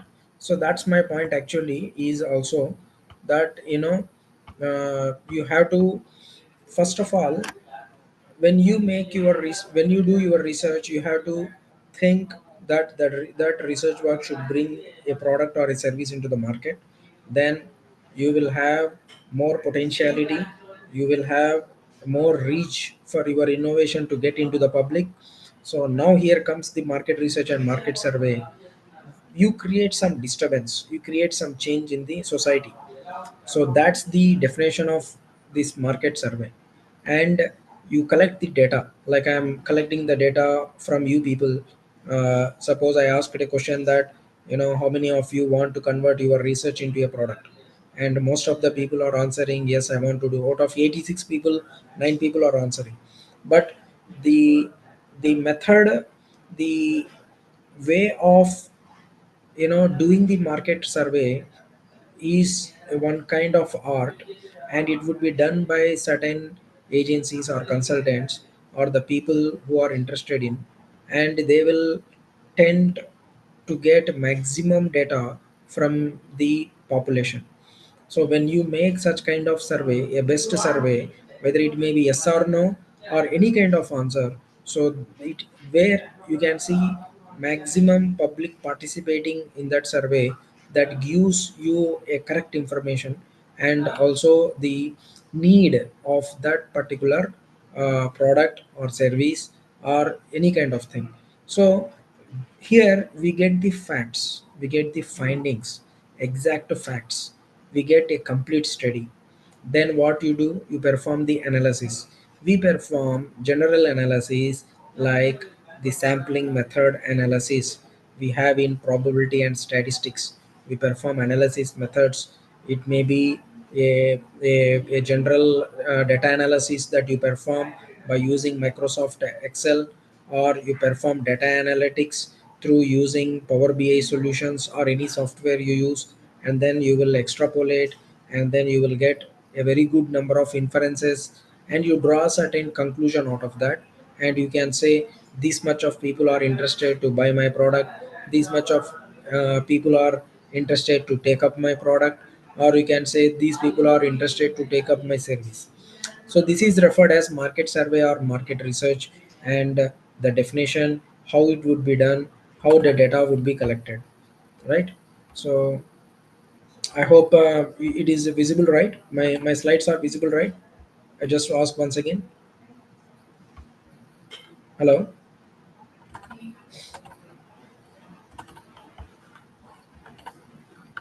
hello.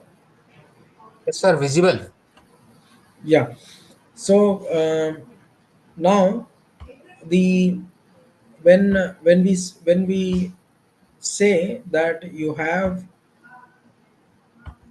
reached the extent of knowing that you have to perform certain survey, and you have the complete data with you, and you have done your survey. The next stage is nothing but that you have to work out on getting your product, getting your service into the market, and look for a good number of customers turning out for you. So this is the conversion ratio, we call it as conversion ratio, and that's what we look for. Okay, so this is the outcome and output of your market survey, and how you have to show the result, the output of it. So now it's the same thing that I mentioned why it is required for you.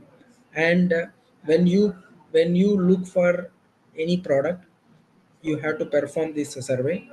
When you have to make a pricing, for pricing there is another market survey that exclusively it will be done.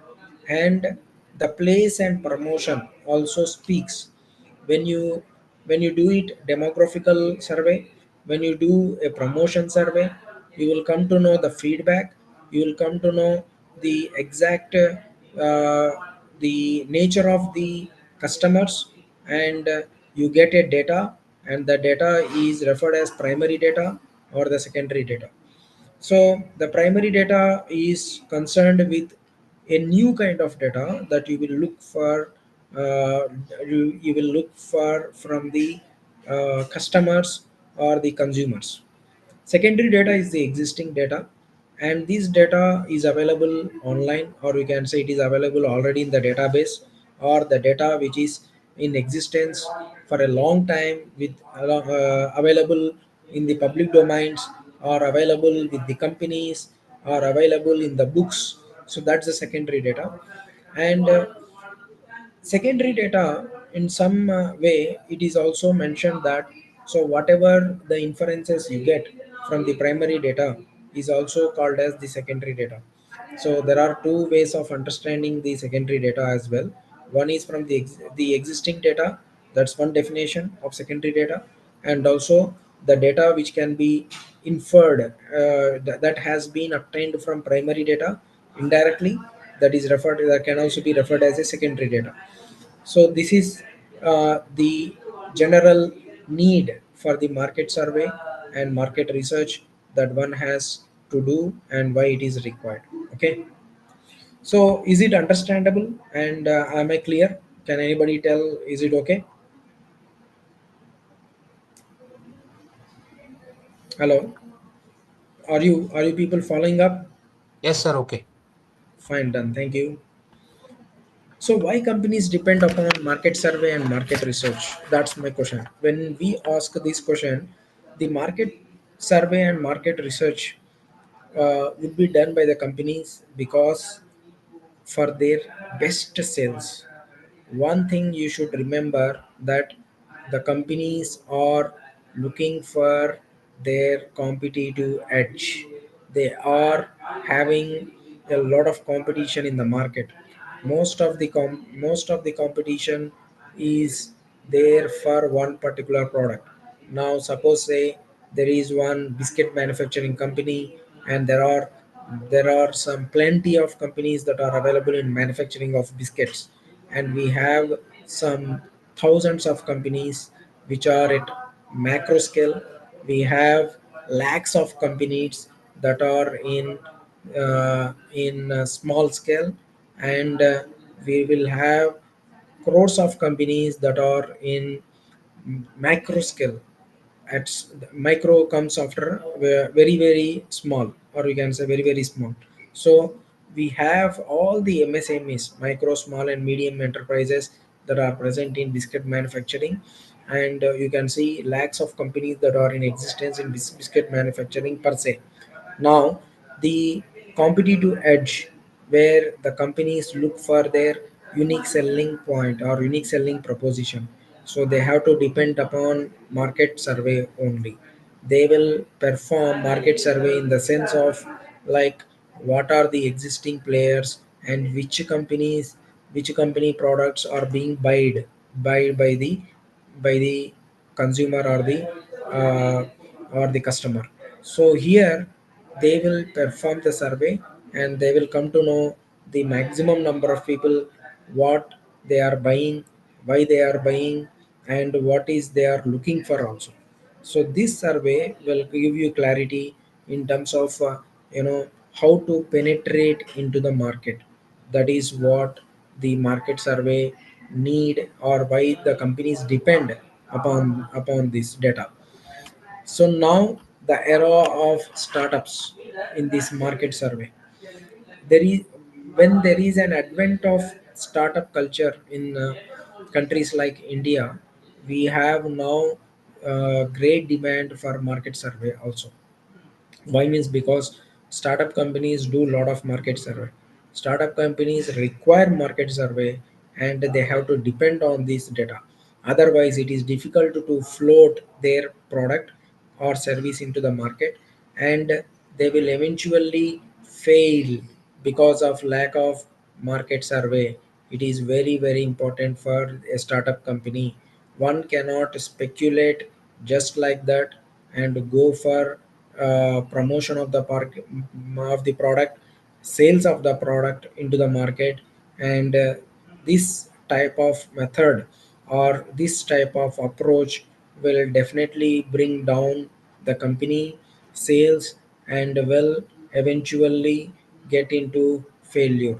If the startup company perform a perfect market survey, identify the gaps, identify the exact problem statement, strengthen the problem statement, and come up with their own new innovation of the product or service, or bring a strategy, clear strategy of marketing of their product, and invest upon this strategy, the market sales and promotions, then there will be a more chance for them to grow and get the success.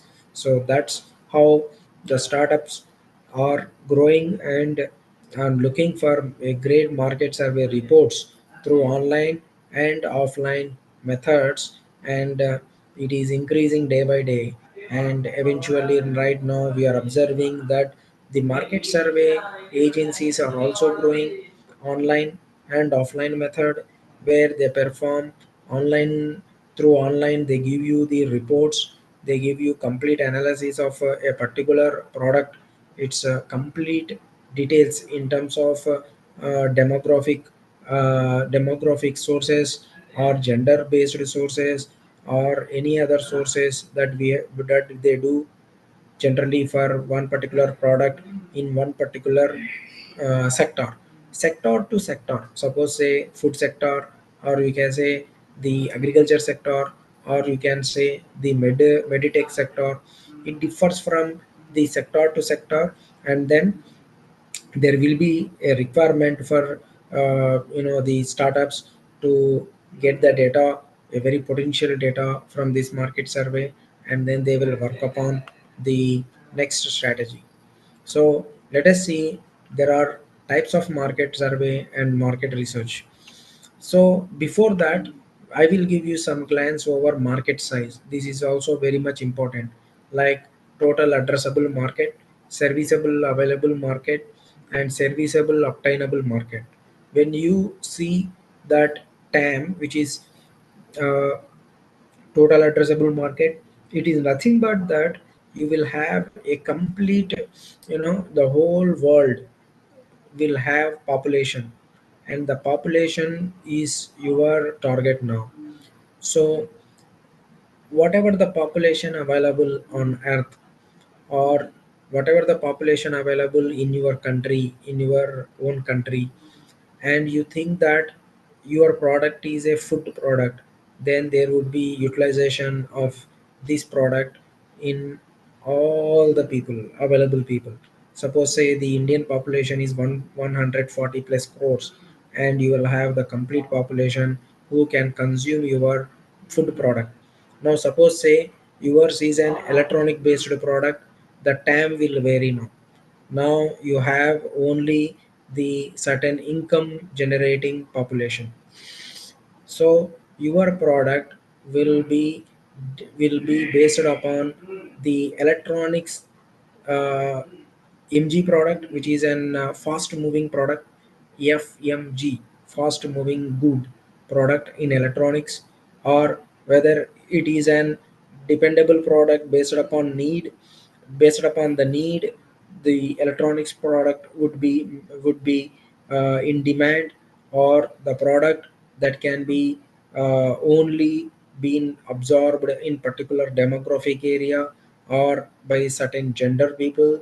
So that's how the product would be defined in terms of its source, it's in terms of its sales. So each and every sector, each and every product will have its own customer segment, and you have to acquire the customers. The total addressable market is nothing but that particular type of availability, or how you can able to reach the whole population. Now suppose say that your total addressable market is 1 crore population, then what is serviceable available market? The serviceable available market is nothing but where the within that population, how many people will buy your product, and what are the chances of maximum number of people who will buy your product. So that speaks about the serviceable available market, where you will have nearly, suppose say, 70 lakhs. That is what you can able to reach out of 1 crore total addressable market. Now this 70 lakh population is your target, and might be the existing players or the companies will be delivering the product, their products to the 70 lakh population, 70 lakh of sample population. So there would be the customers for existing players, and these players may be A company, B company, C company, and there are number of companies who are covering all these 70 lakh population together. That will also can be considered as a SAM. Now you come here where in the serviceable obtainable market, and you feel that your product will goes into this SOM, or you can say in general the 30 lakh population, or you can say 35 lakhs, 50% of SAM at least you can able to reach the customers, and you will feel that you can able to cater your product to this population. And there is a formula here where the total number of potential customers into percentage of potential customers that can be realistically served by your business, and then percentage of the market that your business can realistic capture, and average annual revenue per customer that you can bring in. This will make the SOM, and you will have a clear data of your market size. So this is very much crucial and important for any company to go with this kind of analysis. And you can see how one can able to generate a questionnaire, and based upon these background and the market size, or you can say the planned activity for your market study. So the questionnaire should consist of several important categories. Like you select the demography where the region speaks. Now suppose say we have the garments sector, where most of the garments will be in certain cities, certain towns. For example, in Gujarat we have Surat, where most of the garment industries are located, and people will look for you know will look for manufacturing, will look for sourcing the garments. And in and around you will find most of the rates and prices have been brought down in that area. So the this area or the region will have less pricing because of the existing players. Now when you perform trading, when you perform export, when you perform the the the sale of that product to other regions where there is no any production, no any garments, no any kind of manufacturing happening, or we can say specific traditional based garments that are available in one region and that will have a demand in another region, and you require the sales in that particular region, and you have to perform the market study in that region. So now you are getting the garments from Surat area and you are selling it in another state. For example, say that you are selling it in Kolkata. Okay, so now there would be the study that you have to perform in Kolkata, and you have to get a clear data of this particular nature of sales of these garments that you have procured from Surat region, and you have been planned to do the sales into the Kolkata region. And here you will be getting information from the common public through any kind of survey reports, whether it may be online or offline method. Through online method, generally we perform the nowadays social media, digital marketing, or a questionnaire in social media, or survey questions through social media, where we have LinkedIn, we have Facebook, we have Instagram, we have YouTube. Now the survey questionnaire will goes, and then you will get a perfect data in that.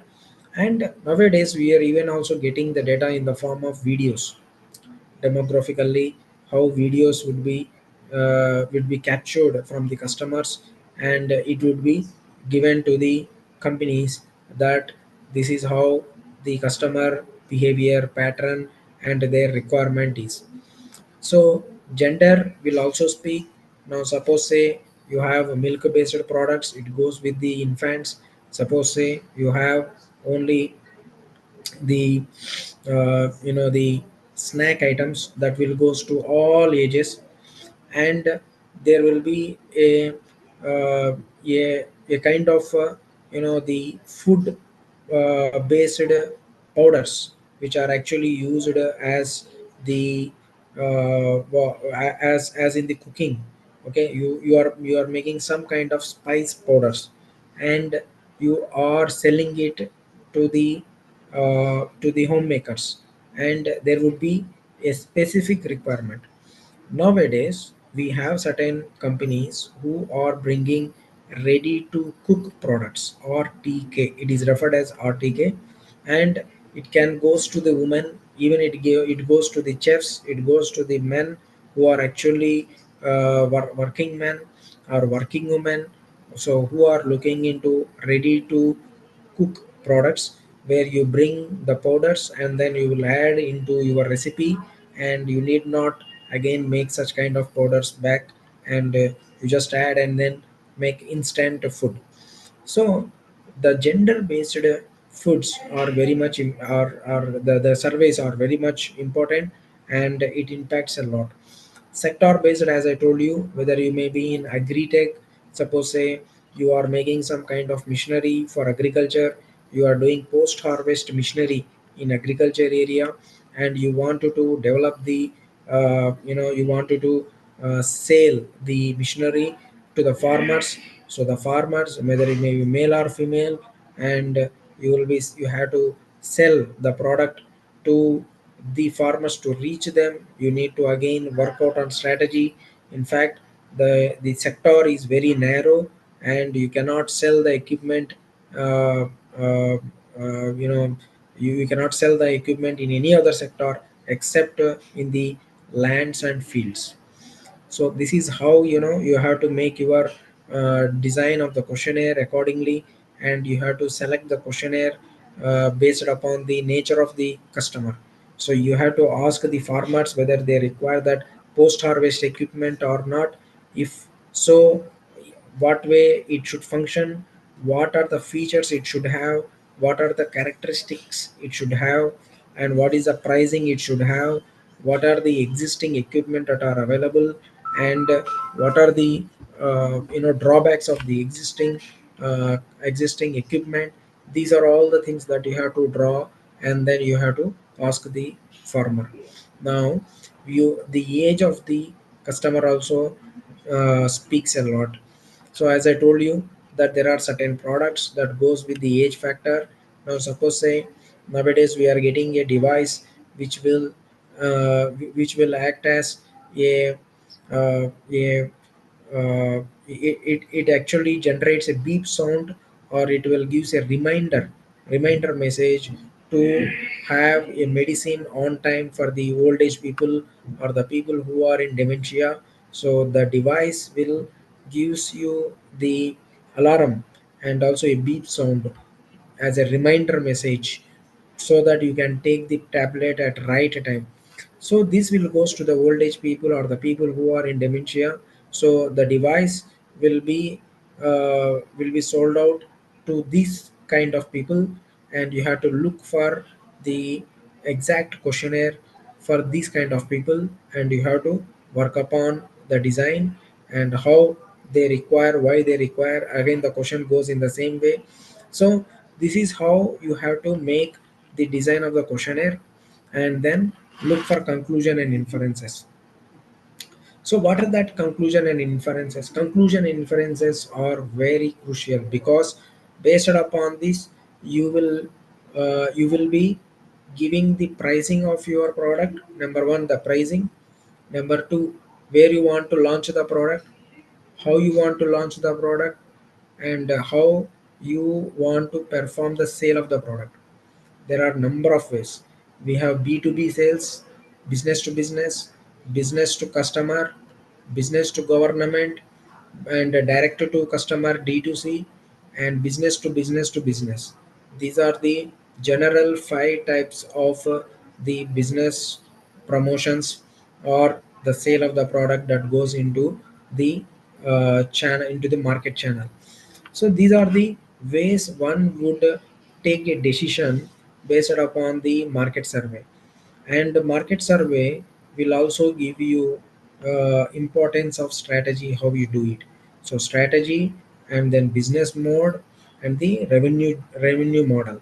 So the revenue model will be completely dependent upon your market survey only.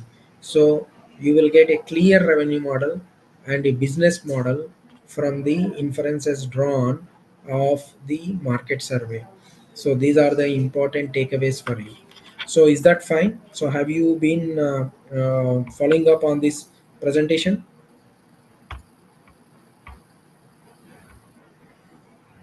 Am I audible? Hello?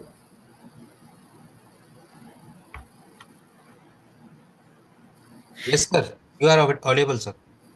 Yeah. So somebody has written Nirma company of washing powder is good example, study decline and incline of marketing. In fact, but it is not just the decline and incline. I so my point of uh, the answer for this particular statement is quite different. So maybe the reasons would be many.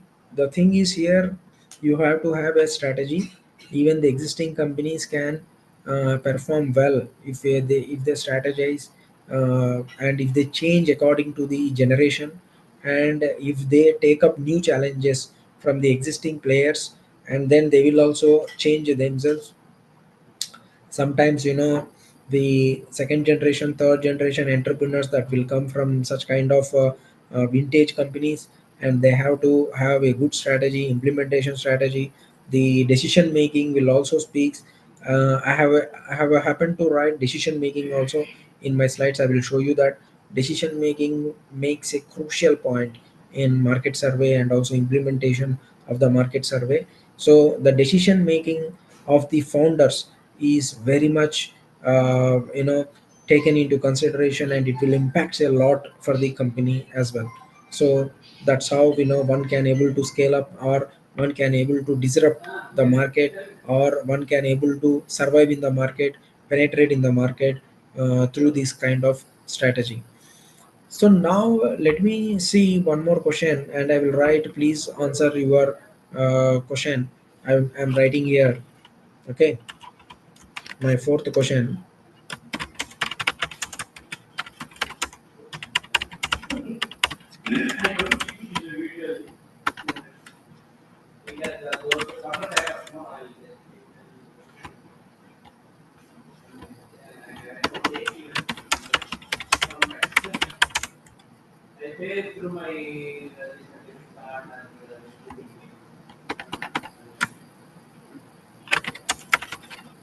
Yeah, I'm just typing out. Just one second. Okay.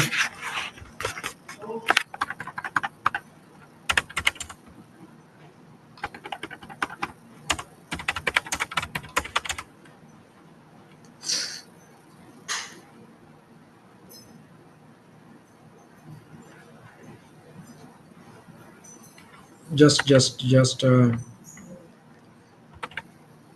some more time. Okay, I'm just completing it.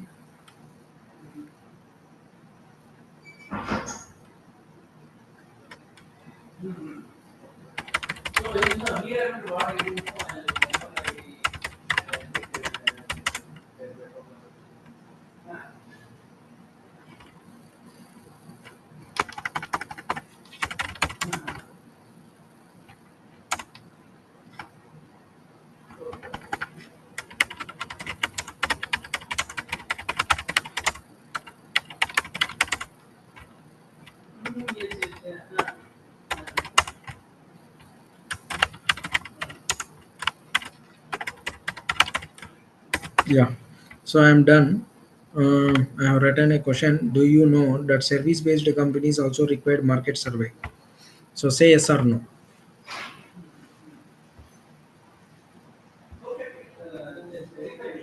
I have taken some examples of product-based companies as of now, and so my question is whether these service-based companies also require the market survey or not.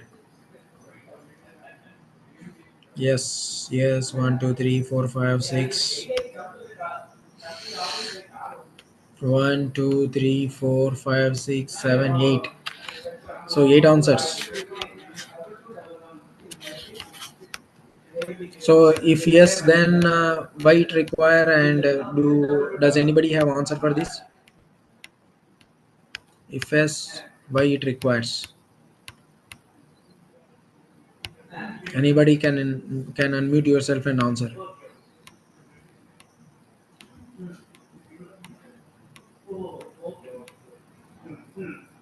For improvisation, for improvement. Good, very good. Good answer. Okay, fine. So improvement is nothing but the sense in the sense of the uh, again the same point comes, that is nothing but you have to have a clear strategy and sale of your service. So in fact, it requires for service-based companies that you have to have a clear, strategy to enter into the market. It is the same way, but the impact will be very less because the product-based survey reports speaks a lot, and the service-based reports are not that much highly potential because it depends upon your individual, the capabilities that you have with you and your team, your small team in the service based company. So it's a very small team as when you enter into service based company. In fact, it differs again with the market to market. Suppose say if you are talking about software as a service SAS model, then there will be a large number of team size that you will have, and in fact it depends upon your the capabilities, how you execute that service and cater the needs to the customer. Now when we speak about a service based industry, particularly in consultation like in HR, so again it will goes with certain attributes, or you can say certain factors, and then whether you make an physical mode of HR based consultancy or you make an online based one, nowadays online based HR consultancy services are very much famous and also are in great demand because of the advent of the artificial intelligence.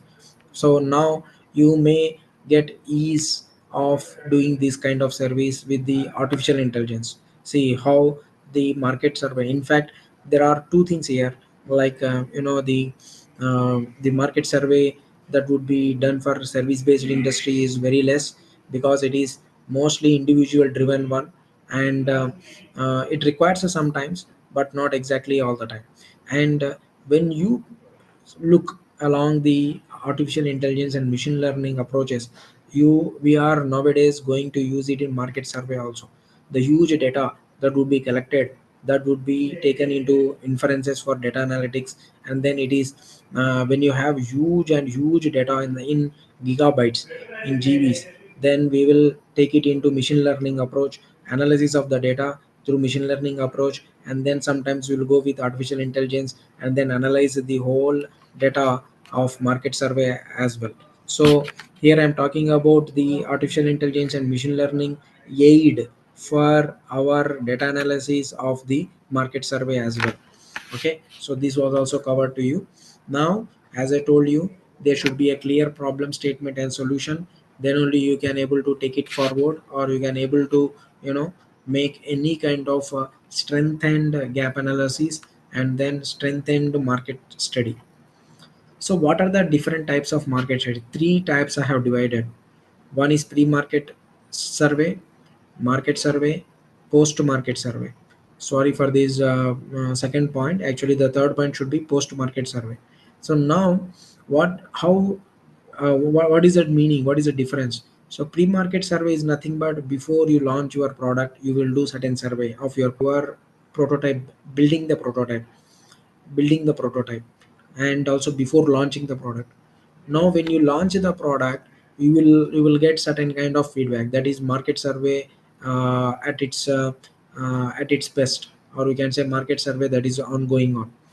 Now you will come to know certain feedback from the customers. Now post market survey is nothing but the one which is actually being done after a successful product or service execution.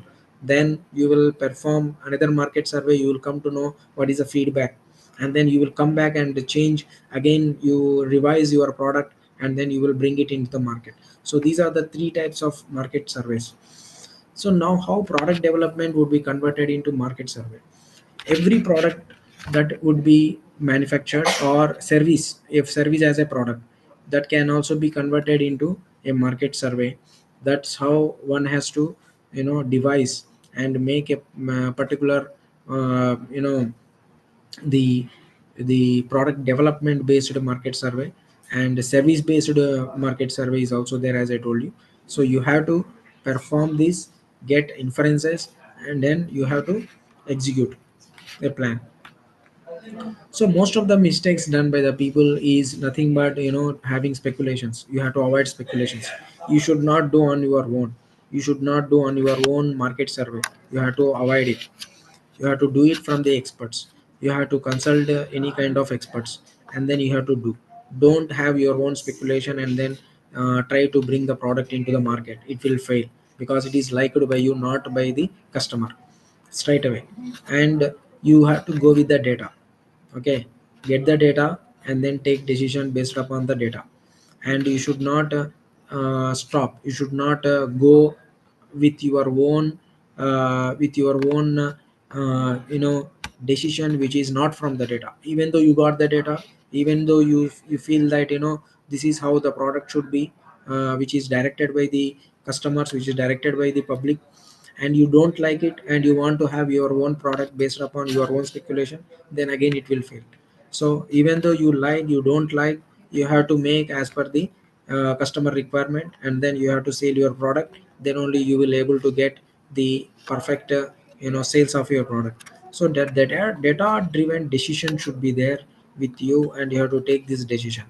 Even as I told, like in Nirma case, the second generation, third generation entrepreneurs who are coming into the company board, and the board has to take a decision based upon certain times, most of the times, so not certain times, most of the times, based upon the data. If we talk about the market survey, data driven decision. Okay. The methods of market survey, as I already told you, we can perform interviews, a common questionnaire, experiments, social media, we perform field trial, sales data, public data, data from existing companies. So that is nothing but the secondary data. Okay. So we have a lot of case studies. We have food sector, we have life sciences, deep tech, agri tech, clean tech, med tech, fintech, MSME, electronics, and IT. In food sector, I will give you one example. See, we have now manufacturing of millet based food products. We have confectionaries, snack items, confectionaries, sweeteners, namkeens, snack items that are available in food sector. One has to do the formulation of any kind of product based upon the millet based, for example, per se. And you come up with a market survey where we have certain companies. We have seen many companies in India right now, which are based upon millet based millets. 9 types of millets are there. Finger millet. Likewise, we have 9 types of millets, and there are products. Now there is a great demand for these millet based products because India has now achieved the top position in diabetes. Most of the diabetic people are turning out on going with the millet based products. So now there is a high number of sales on this in this sector. Life sciences sector, if you take, we have the production of antibiotics, the production of drugs, and also the production of certain value added compounds in life sciences.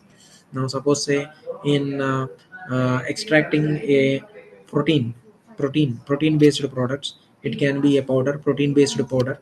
Now we have a large utilization for this. Again, we have diabetes people who doesn't require sugar but require protein. We have all health conscious people who require a lot of protein. We have diseased people who requires protein. So these kind of market survey reports are available, and we have startups who are actually producing a protein based powders for wellness, for sports, and for people who do physical exercises in gyms, etc. So that's how the market research with a common data is available for such kind of products, and that products will be in great demand always. For example, deep tech now. Deep tech means the high level research that would be done in particular sector. Suppose take in IT sector, we have done the blockchain technology as a deep tech. The job blockchain technology based products. For example, in education sector, in your own field, if you take example of certificate authentication, you can perform certificate authentication. Like graduates coming out will go for an interview, HR will ask the authentication of the certification, then blockchain will give you surety on this technology where the certificate can be said as authenticated one if you employ the blockchain technology. So there is an hash code. The hash code is designated to a public key that will be designated to a stack. The stack will give you a block, and then block has a particular that hash code as. And now your certificate will get that without any tampering. Nobody can tamper, and that will have a clarity that is nothing but authentication. This will be accessed through the website or the database of the university that the student have emerged as a graduate, and that's how it will be authenticated. This is one deep technology, and this is in there right now. Agri-tech. In agri-tech, we are seeing nowadays robots, drones which are actually giving, which are actually utilized for into the fields for spraying the chemical fertilizers or biofertilizers. So that's how the drones would be utilized. And in agri-tech, we do have most of the machinery that would be used for seed sowing and up to the harvesting of any kind of crops. Okay. So the agriculture sector is well furnished with the equipment now, and most of the companies are coming. There is a great demand always because agriculture is the prime importance of our country, and India, like countries, have rich agriculture sector specific with a lot of budget allocated in agriculture sector. So now clean tech, with the advent of SDGs, with the advent of sustainable development goals, ESG, environment social governance, and carbon footprint, decarbonization, or carbon sequestering agents, or the circular economy, clean technologies were given importance. So most of the startups that are coming in any field employing all these concepts which I told you are having great demand. Their products, their services will be taken up. This is another case study for you. Meditech, health tech, we are seeing after COVID lot of demand for the meditech and health tech type of services and products. You bring any kind of product in this sector that will have a large demand. The market survey clearly says that these two sectors have large demand in terms of any kind of product or service that would be bring in. For example, in medtech, there will be a lot of demand for nowadays on the health monitoring devices, a watch, a device that would be attached to your skin, and then to your skin surface, and that will monitor any kind of parameter like temperature, even the sugar levels, and even it can able to monitor the health conditions in terms of the exactly the temperature, or we can say even sometimes nowadays there are what we call the non-invasive device, where it will gives you the sugar levels or any other parameter that can be monitored without any pinching through blood, taking out the blood and doing the analysis. Instead of that, non-invasive based devices are in great demand. So now fintech are in another area, like we are already well versed by using different types of apps which are related to fintech, like Paytm, Google Pay, or GPay. So such kind of payment gateway channels which are being used by all e-commerce portals. Whether you take the Flipkart, Amazon, or any kind of e-commerce portals, there are some thousands and lakhs of apps that are available for delivering a service, and the gateway payment channel should be there. So there is a large demand for the fintech based companies, and in fact nowadays it is a saturated market. Even though there is one or another company that may require to have a particular USP, unique selling proposition, and get into the market. MSME sector is another sector where government of India has given a lot of support, and India is also 1/3 of the Indian investments or the budget comes from the MSME. So there will be always a evergreen field, or you can say manufacturing field is the one which is leading in India, and there is a lot of demand for any manufactured product, and the manufacturing company will have B2B and B2C sales, and also B2G sales. It has a very flexibility in terms of its market demand. So the market survey for any such kind of products that would be bring in through manufacturing, it will always be in demand. Suppose say you are manufacturing electronic components like actuator sensors, and also you are manufacturing any kind of devices, electronic devices, that will have a great demand because it will be used in tube lights, in bulbs, or any kind of electronic small component that would be utilized in all the electronic parts and electronic appliances, electronic gadgets, products. So now there would be huge demand for that, and the market survey says clearly that it is an evergreen field again.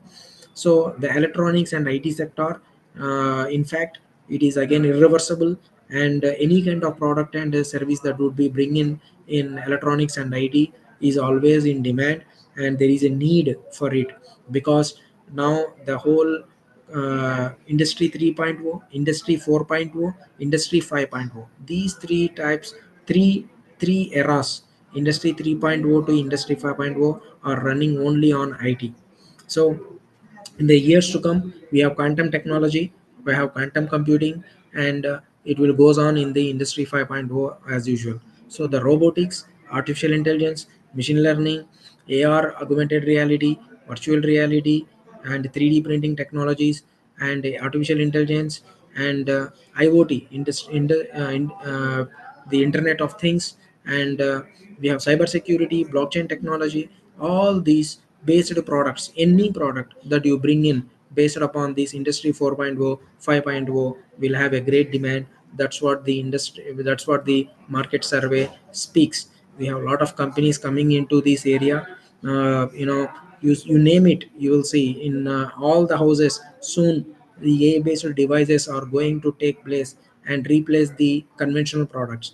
And now already the refrigerators, the TVs, and some of the kitchenware devices in your homes have been replaced with the AI based devices. And that's how the age is going into that. So there will be a great demand. The market survey clearly says that is a demand for these kind of products. Right. So with this, I would like to thank you all for spending time. I hope I have clearly delivered my session to you people. And if there are any questions, I would be happy to take up. And with this, I would like to end. I thank once again Dr. Amit for inviting me for this presentation. And I thank all the organizers, Dr. Manoj and others who are there. And I wish you all the best to all the participants. And uh, you know, if there are any questions, I am open to take.